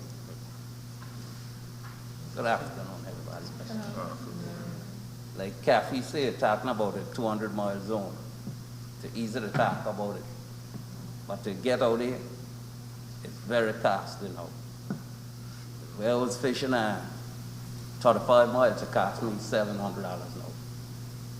To get out there where it was, last year it was 350. So 200 miles is a lot more than 35. And the way things going now, we're getting really right back into close shore. Because the price is Cost. getting there. Cost. So that's something from an expert that we would want to, we as in you young people, want to bear in mind if you're interested in venturing into that sort of business, the cost of production and how to make it economically viable for yourself.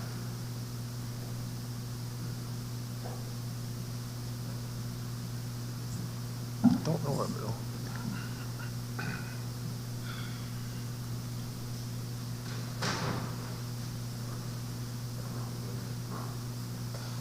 Okay, I will do a Mr. Romney and fill the silence a little bit while you think about your questions. Those of you online, please know that we are still looking for them. Sorry. Costs. This morning in my brief opening remarks, I mentioned with regards to the topic, we speak about Anguilla and the folly of only having one industry. But it's not because the people who came before us and my generation were stupid or lazy. They would have looked at what might have been available at the time, but the cost is a real thing. Okay? Now, I'm not saying that to say it's not worth exploring.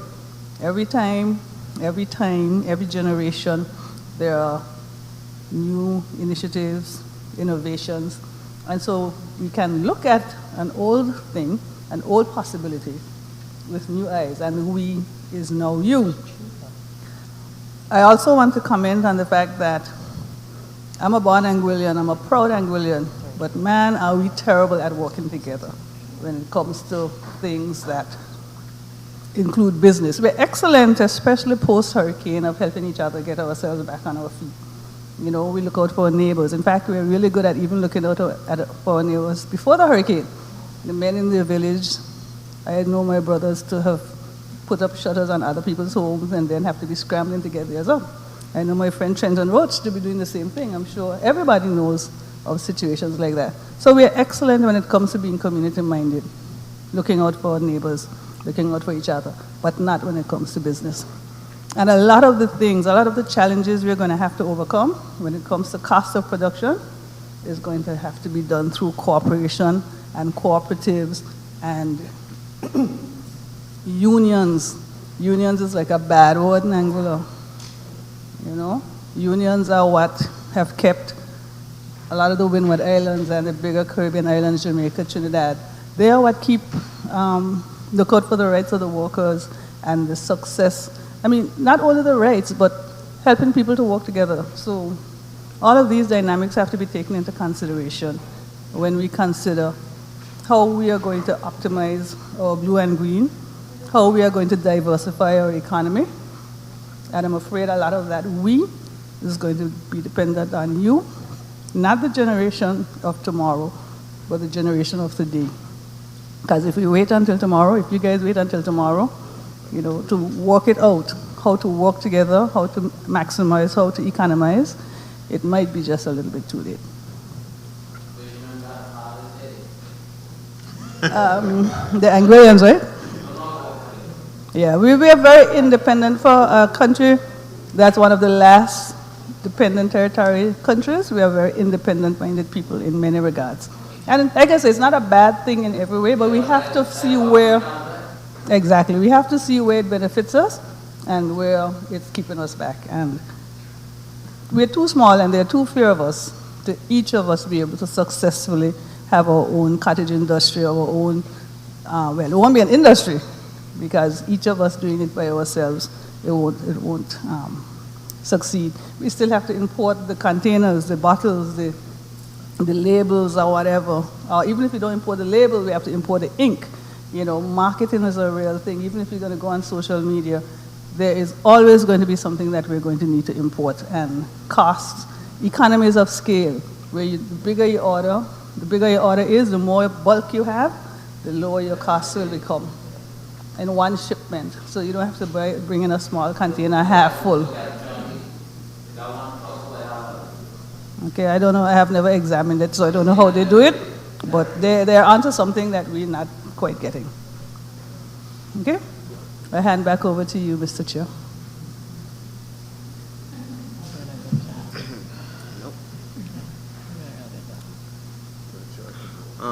Any more questions?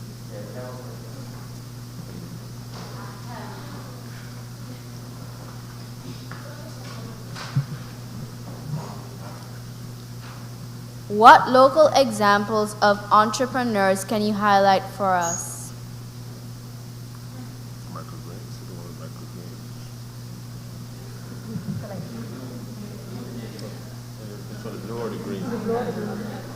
I feel bad picking on Pat think again, the but green. he is one. Sorry?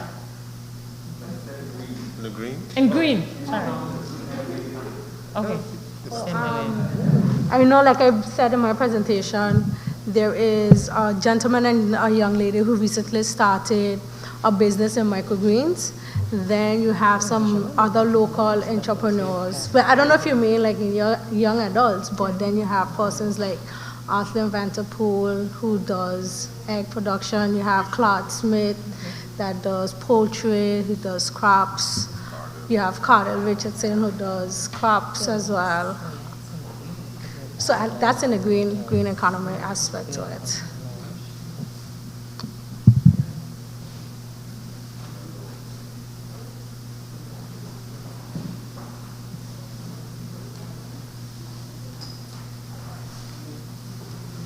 I have one more question from online and then that's it. Are there any avenues for breaking into aquaponics or hydroponics through a partnership with the government of Anguilla? How likely is it for young people to access these ventures?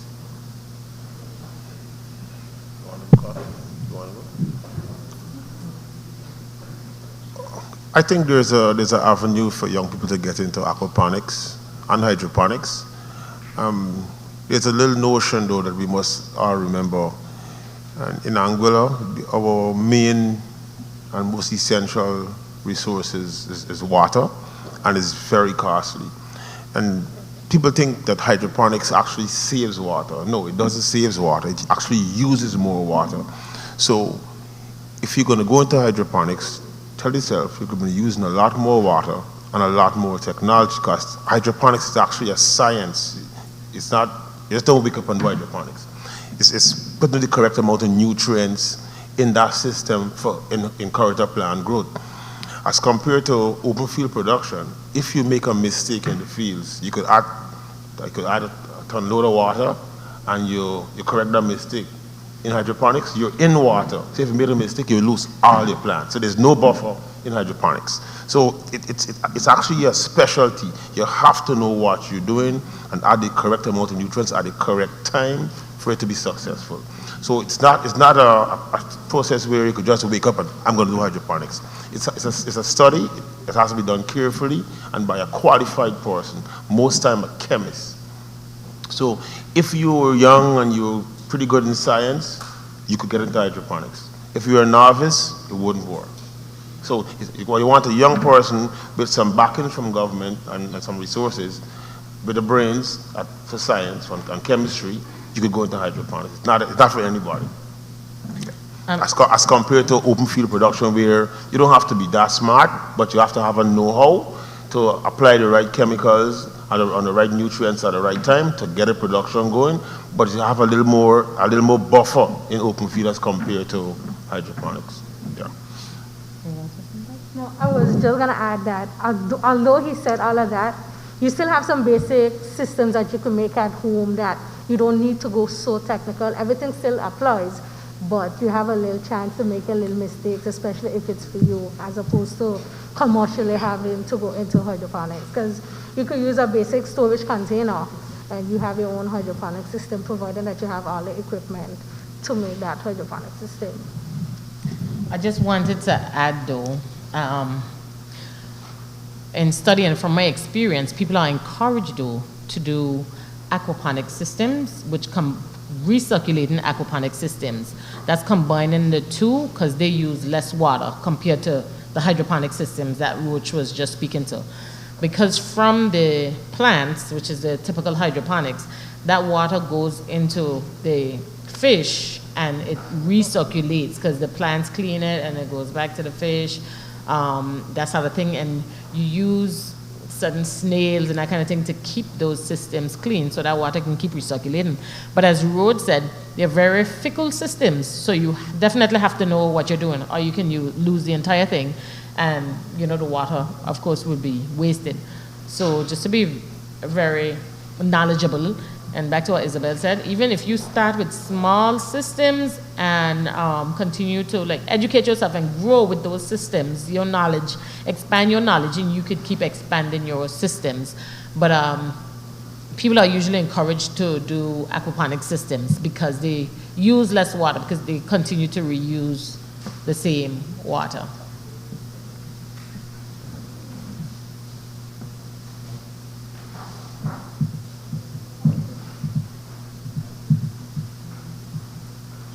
If there are no more questions from the floor, I have a question for the panel, for the agriculture folks on the panel. And forgive my ignorance because I probably should know this. You spoke of when, with limited rainfall and then the salinity of the soil, I think it was you were speaking, Isabel. Mm-hmm. I'm thinking Anguilla soil is really very thin. So if it's just what? Few inches, if we're lucky if we get 2, 3, 4 feet of soil in Anguilla. And, sorry? That's crazy. Exactly, so it's just a few inches. And I know this from looking at graves, when people dig graves and then you see just a thin layer of the dark stuff and then it's just all white marl, substrate, whatever that is. So I'm not doing a good job then of wrapping my head around how the soil becomes more saline if the groundwater is lower than that and we're using it.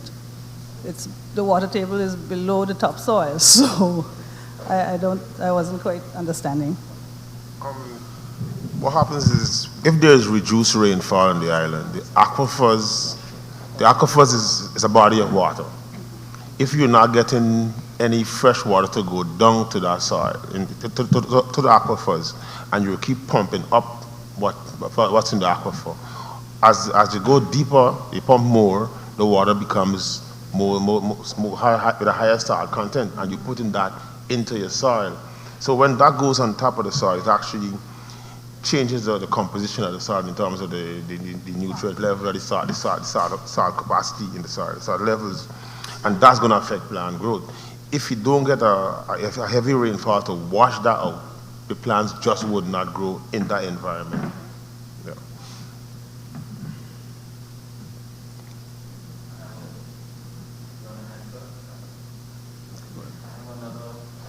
I have another question from the Blowing Point Youth Development Center.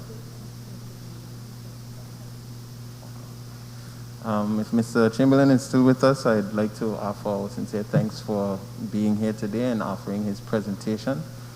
We do appreciate it and we say thank you.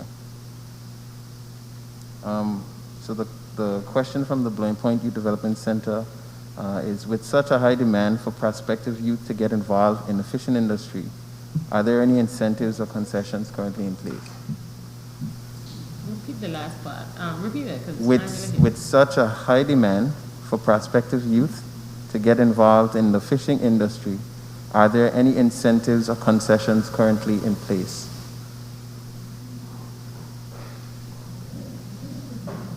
The short answer to that would be yes. Currently, there are opportunities such as duty-free concessions for any young entrepreneurs who would like to get into fishing, so they would be able to get their equipment, all their startup gear, at a discounted price, so they wouldn't have to pay, the full duties and all that. There may be extra expenses for them. So yes.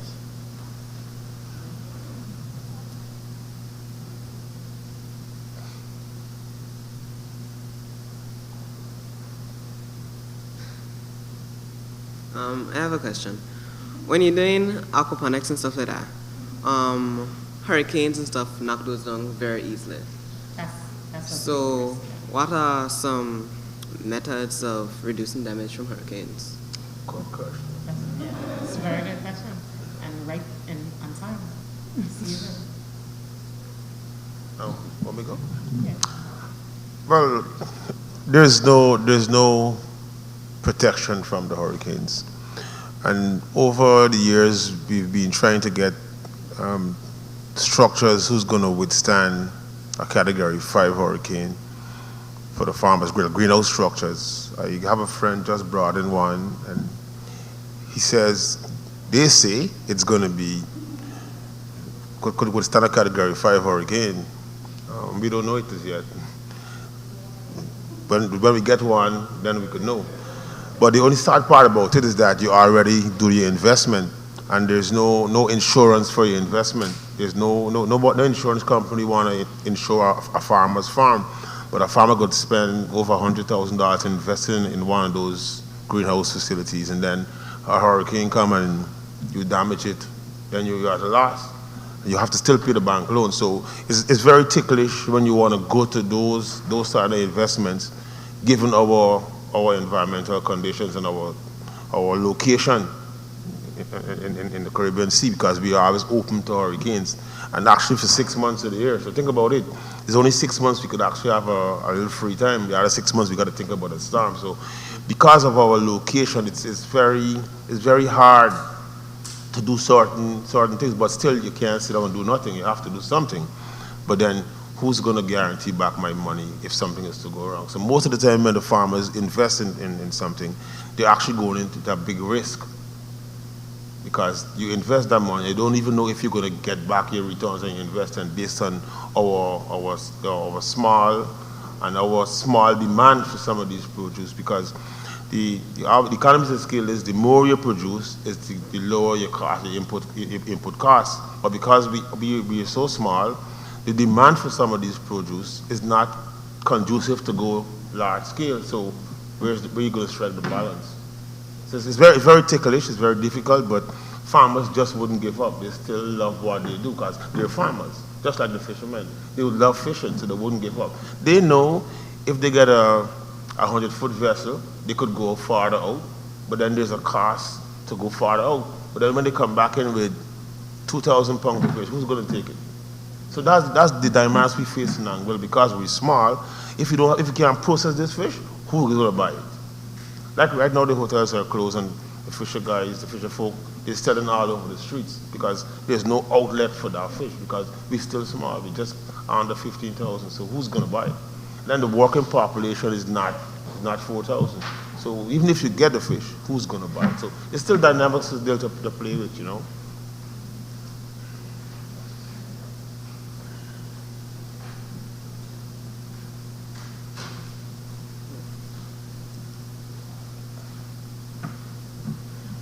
I don't have a question. I'm just very conscious of the still air which the persons online would be hearing. So I'm just being the filler. Okay. Okay, good. So for fisheries, what you got in place for fishermen has been getting stuff duty-free. What we have in place for fishermen getting things to The do. reason for the question is that I has bringing a seat and stuff for the dinghy, and you had tell me that was just straightforward. I just need to go ahead and pick it up and them know what I'm about. They're still walking on giving me back that money right now. After 2 years. I think the problem with government is that it is a lot of fragmentation. It's too fragmented. And not just in fisheries and customs, but all over the service. I think that, sorry? Yeah, is that miscommunication, and then people that are working that don't understand the process and these kind of things. So before, when you would have come for the duty-free concessions, the process was we write a letter, send it to customs, you present it with your invoice, you get your things duty-free, and that is it. And that is how it should have worked then. Since then, earlier this year, the government put in place that once you have a valid fishing ID and you show that, you get your things duty-free. What I've found though is that when some people present things to some custom officers, I don't know if it's a lack of communication, misunderstanding, they don't understand, so sometimes they deal with the processes different. And I believe this is something that customs is working on, because I've seen and heard a lot of complaints, so you ain't the only person. But definitely we as in the government, we have to work on smoothing things out and improving our communication and not having the service so fragmented. So I apologize, and I hope that your issue will be soon rectified. But what the custom officers normally do is tell you what you could do, the stuff that I bring in. If I bring in a coil or rope, they will tell me I'm going to tie animals with it. Yeah, and that is another issue too. That is that bit of uncertainty. So certain things, years ago, I had an issue with customs with assisting one of the fishermen, because they were bringing in lights for the rigs, those lights that could only be used for the rigs. But it said on the invoice it had bioluminescence, and customs was arguing that they're lights for any purpose, and so they have to pay duties. And my argument was, it is not because it say bioluminescence mean that you could go and hook it up in your house and light up your house with it. And I had a very hard time, and sometimes it's personalities. So that is something that we have to work on. Yeah. So I know if you could help us out too with the dock in Island Harbor. Trying to get it free up where the windward side only got 2 spaces that 2 boats could go to right now. The leeward side, the guys use it for mooring permanent.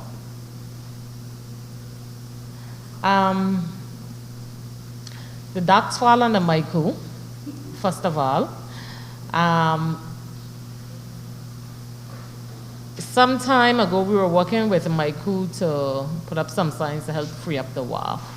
And we went and we spoke, we as in fisheries, and we spoke to the fishermen up there, and they argued and they say, oh, the wharf don't belong to government, it belongs to fishermen, to Island Harbor people. I said, okay.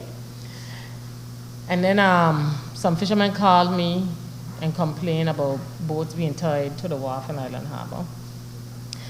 And I said to them, well, you tell me the wharf don't belong to us, so I don't know if I can help with that issue.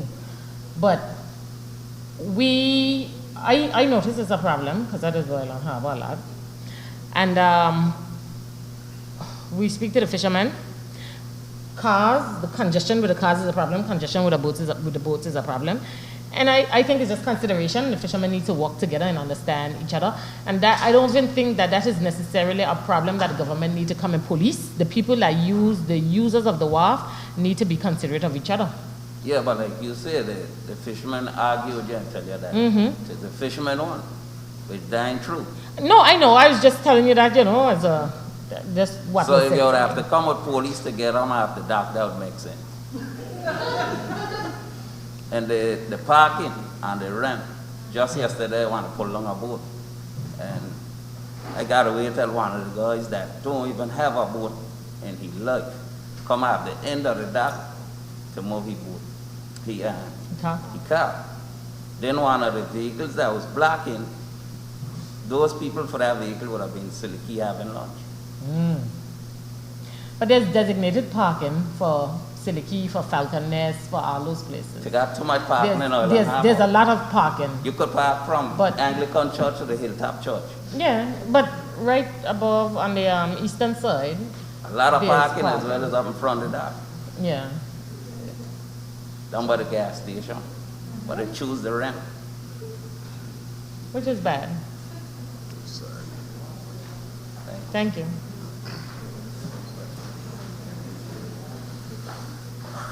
I have another question from online. I don't know if this may need to be answered by Kathy. She's getting quite a few questions Jason. today. Jason is here too. But you need to speak up because he can't hear you. Okay. This question says, we would have learned that the desalination process can be quite expensive. Is it possible for reverse osmosis desalination to be powered by an alternative source of energy, such as solar energy or wind energy, for example? Yes. And if so, is government thinking about adopting this means to address water demand in the future? For example, the next plant that would make things a lot easier for water distribution. In terms of energy use, it would be possible to use solar energy. Although it has a high initial start cost, in the long run it's cheaper than using the fuels that we use now, and the source of energy would also be more stable. So it is recommended that you would use solar energy for reverse osmosis systems. Does the government have a plan, though? That was the question. Speak to the government. Well, as a department. Yeah. Okay. Oh, we are not knowledgeable about that. Not that we can't speak to that. We just don't know. There's another dynamics to the solar panels, though. You have to install them the correct way, and you have to have that surface area to install them. And in the event of a hurricane, you have to be able to store them. So you got to consider those dynamics going solar.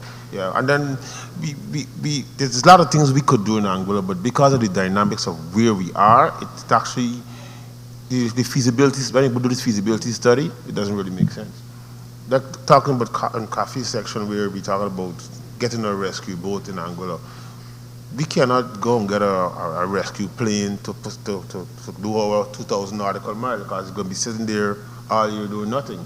So it's best to rely on outside source, and then you just pay that fee whenever you do it, as compared to going and buy a plane and have it sitting just for that. So sometimes that's just the way it is. Yeah.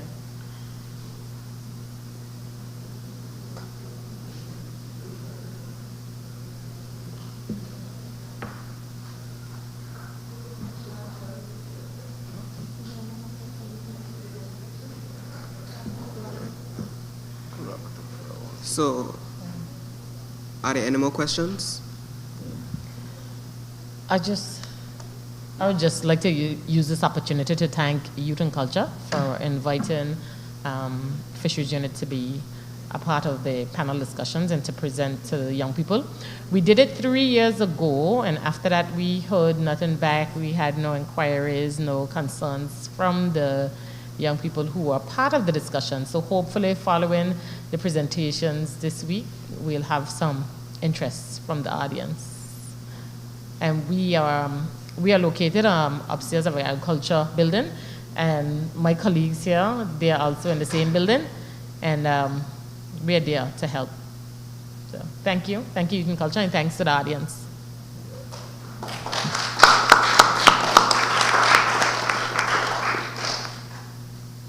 Okay, I think our chair is looking to wrap it up. So if anybody has any final burning questions, I know that sometimes you all have questions and you find them like daunting.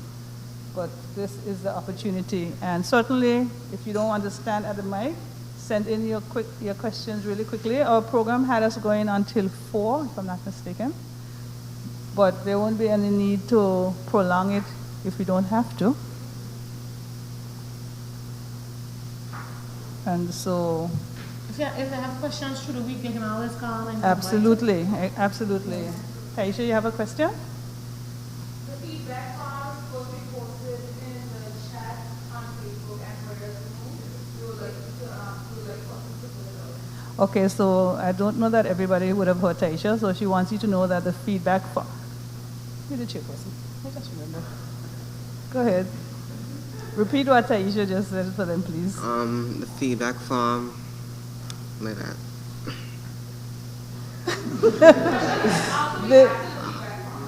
Okay, the questions can also be asked on the feedback form. Okay, so they are available online. Where, Taisha?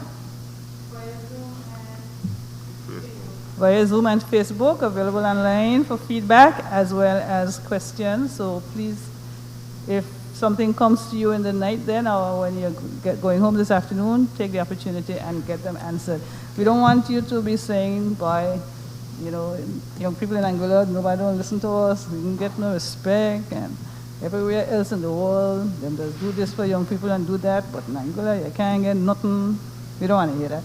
We're giving you every opportunity. We're even prolonging the opportunity from today to feedback at a later date. So please take advantage of that. Before I leave the mic, as the Director of the Department of Youth and Culture, I too want to say thank you. Thanks to our panelists.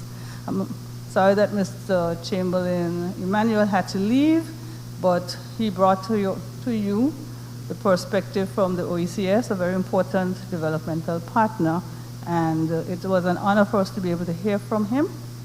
And thanks to our local experts, we appreciate your taking the time out from your busy schedules. And we hope that even if you're not with us tomorrow, you'll continue to listen in as we continue on this, our 14th National Conference on Youth and Development. Thank you all.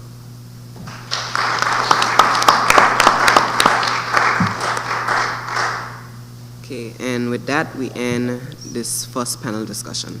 Thank you.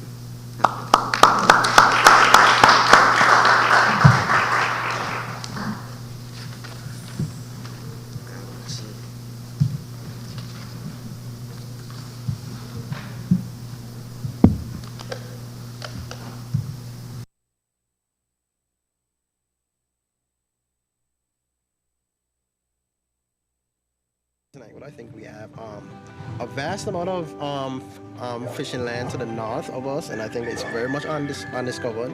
In terms of agriculture, I think Anguilla in and of itself has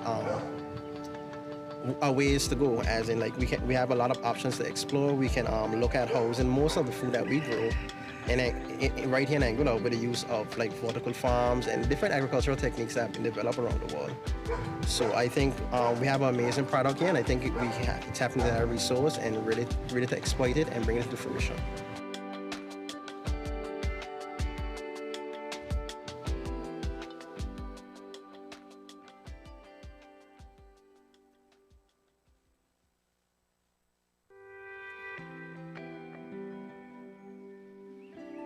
It simply means sustaining ocean resources for economic growth, improving livelihood, as well as preserving the health of the ocean. The green economy improves human well-being, such as decreasing environmental pollution, which improves the quality of our air, soil, and water.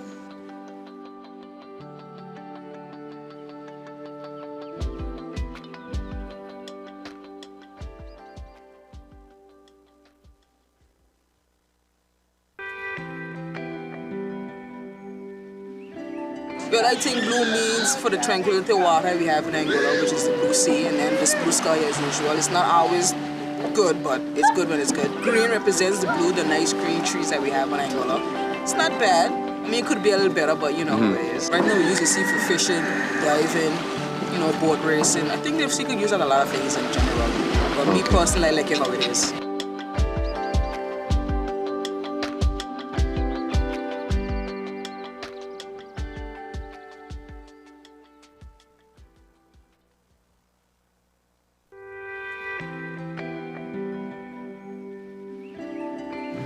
I believe a green economy tends to focus more on reducing environmental risks and creating sustainable developments while trying to not exhaust our natural resources. Whereas a blue economy would probably follow those same traits, but tend to be focused more on the oceans and their resources, our blue resources.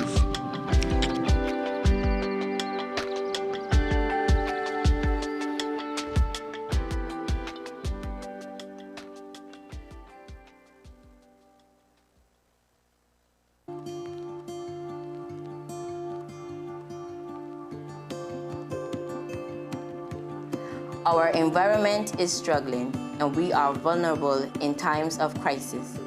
Therefore, it is important for us to act now, as what is decided today will impact us for decades to come. So what is the green and blue economy? It is about a sustainable and healthy balance between people and the environment. A green economy is one that results in improved human well-being and social equity, while significantly reducing environmental risk and ecological scarcities. If you look at it in terms of the 6 pillars that support the green economy, you have land, waste, and water management. You have sustainable transportation. You also would have green buildings and renewable energy. Agriculture on the island can be found in pockets with only specific types of crops and a few livestock and poultry farms available. Walking ground was part of life. You know, we always had food. We always had the crops. We never been short of crops, like say corn, peas, potatoes, beans. Anguilla imports almost all of its food. For me, the number one reason why food security is important in Anguilla is because it helps with non-communicable diseases, and it helps with our health. When food comes in, it means that money went out to purchase this food. So money is leaving the economy, weakens the economy. So if we're in a position to grow more food, it means we need more labor, you know. And if we're going to grow more food, we're going to get into the technology of things, you know. So that increases jobs as well. So, you know, for me, those 3 main points: health, the economics of things, and also control of supply and control of jobs. Anguilla is a limestone island of mostly non-arable land. A few acres of farmland is located in the valley and is leased to local farmers by the Department of Agriculture and Natural Resources. There are also several micro-farms around the island. If we really want to look at food security and the green economy from the farmer's perspective, it means that one, we're assuming that the government of the day is creating an enabling environment, right? So that means the proper legislation, the regulations to go with it, the proper concessions on bringing in inputs, and it means that the farmers, backyard gardeners, and technical persons within the agricultural sector or the farming fraternity, they also have the sort of capacity being built. It also means that I could go to the Anguilla Development Board, or I can go to one of the banks and get a very low interest loan. All this is part of creating an enabling environment for farmers to really push the green economy. Our green economy is not only about agriculture. Most of the island's fuel-based energy is generated by fossil fuels, and local vehicles are either fueled by diesel or petrol. With an abundance of sunlight available in Anguilla, the use of renewable energy is within our reach. Despite the coronavirus pandemic, the global solar industry had a record year. It added about 100 gigawatts of new capacity in 2020. And all the developed countries led the charge to the solar power integration. For many years now, solar has been the cheapest form of new power in developing countries like Haiti and Africa, and made solar the single most important energy source of those developing countries. So we can see the solar uptake spanning from rich countries to poor countries. From a practical standpoint, I think the most cost-effective way of harnessing Anguilla's renewable energy potential is in the development of rooftop and ground-mounted solar energy plants. Depending on the situation, these projects can be ideal when you consider the installation and maintenance costs. But there are cases on the island where this is already being done. Private homes, supermarkets like Best Buy, resorts like Cuisinart and Frangipani. Energy feeds everything, and sustainable energy translates to sustainable water, transportation, communication, and air conditioning.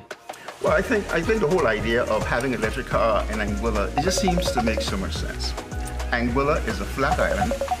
It's a small island, which means that you don't have a lot of distance to travel, and you don't have many hills to climb. I think I've had it now for probably between 5 and 6 years. The only things I've done with it, I've changed 2 tires and I put some brake fluid in. So for me, it is probably the best investment that I've made in a long time. One of my best investments. There is also waste management, which is a challenge for small countries like Anguilla. The appearance of derelict vehicles and non-biodegradable material is degrading to our environment. It's important to keep Anguilla clean for us, our own mental health, our own pride as a people, and to preserve what we have for future generations, because trash and litter, they cause damage to the environment and our ecosystems, apart from being very unsightly. And so as part of the Anguilla Enhancement Project, we've really been trying to incentivize villages to take ownership of their spaces. You live here, you go to church here, you work here. Take ownership of your space, clean it, improve it, enhance it for future generations. Going green opens the door to a sustainable, social, environmental, and economic future. However, we can't go green without blue. Our ocean is central to the cycles of life and can be linked to various economic sectors. Globally, the ocean produces up to 80% of our oxygen, and 40% of the world is dependent on marine and coastal biodiversity.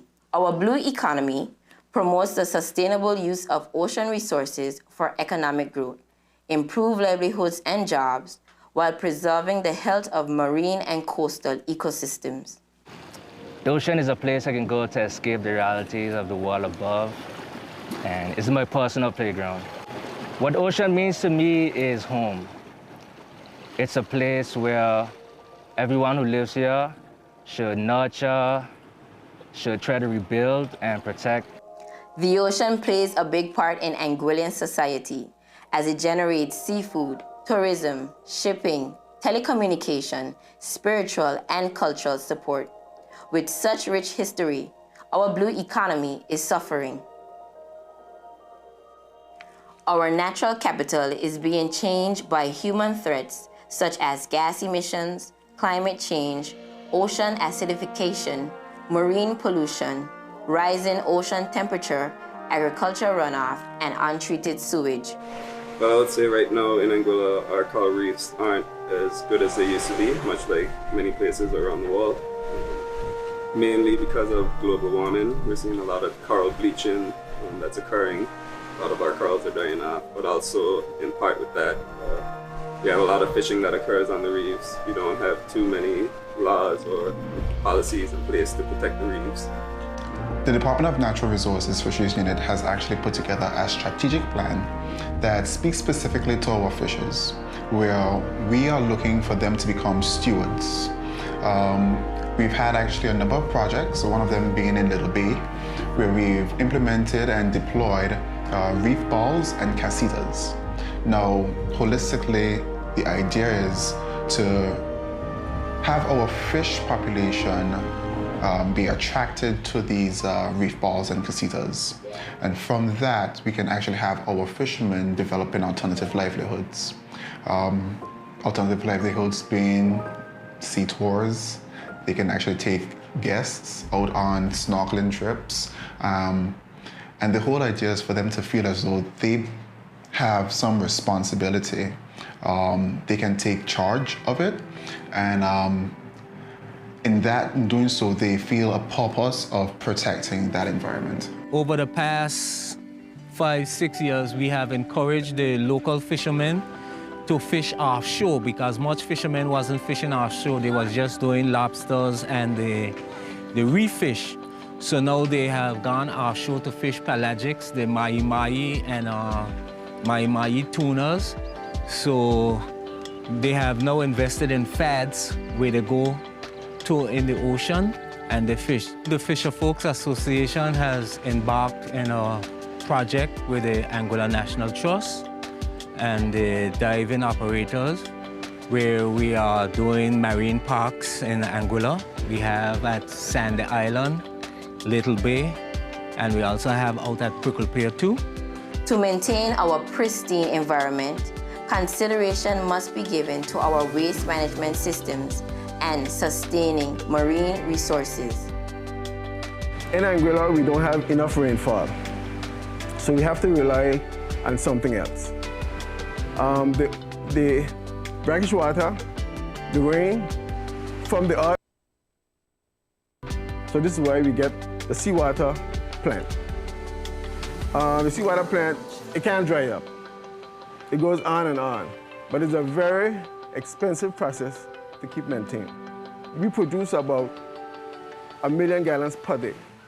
Wave energy is gathering energy from ocean waves, specifically the up and down and the side to side and the force of the wave, as opposed to tidal electricity, which has to do with the sea currents, etc. Its principal seeds in small islands with a high coastline to land mass ratio. We can give value to the resources in the blue and green economy as it allows for further economic development to benefit people, the planet, and prosperity.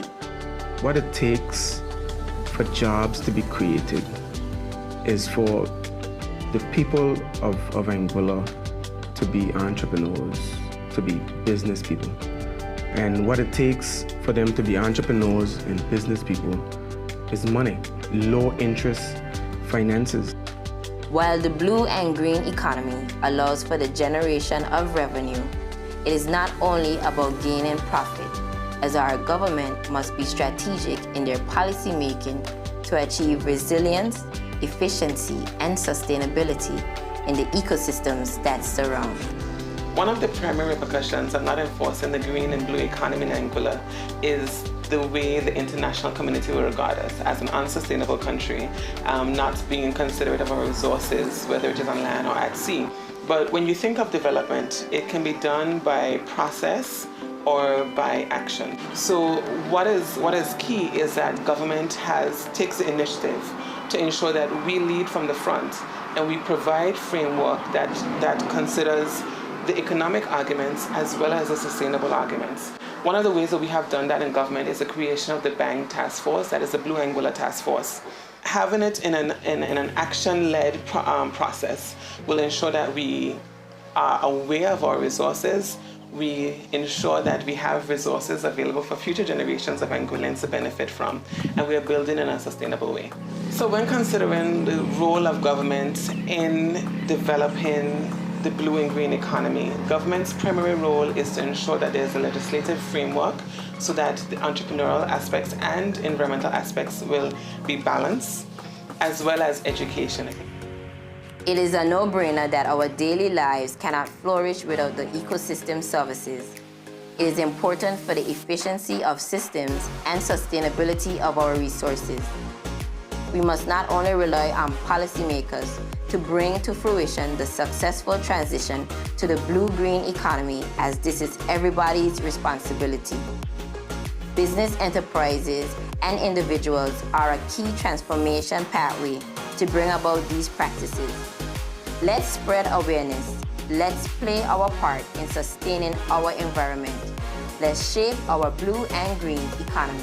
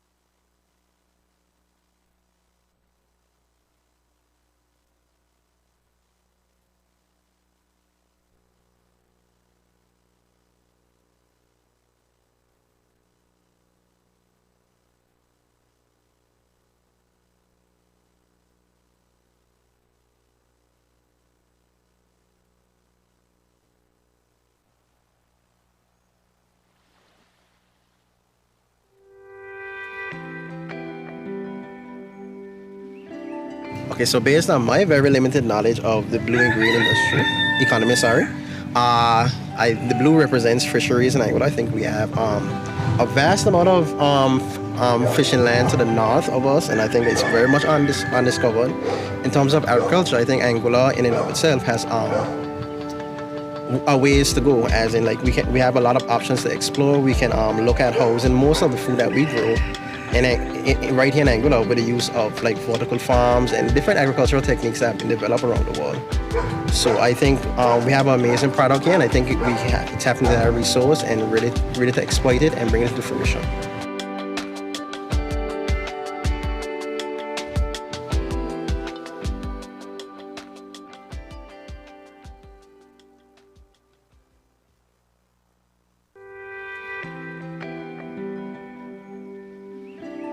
It simply means sustaining ocean resources for economic growth, improving livelihood, as well as preserving the health of the ocean. The green economy improves human well-being, such as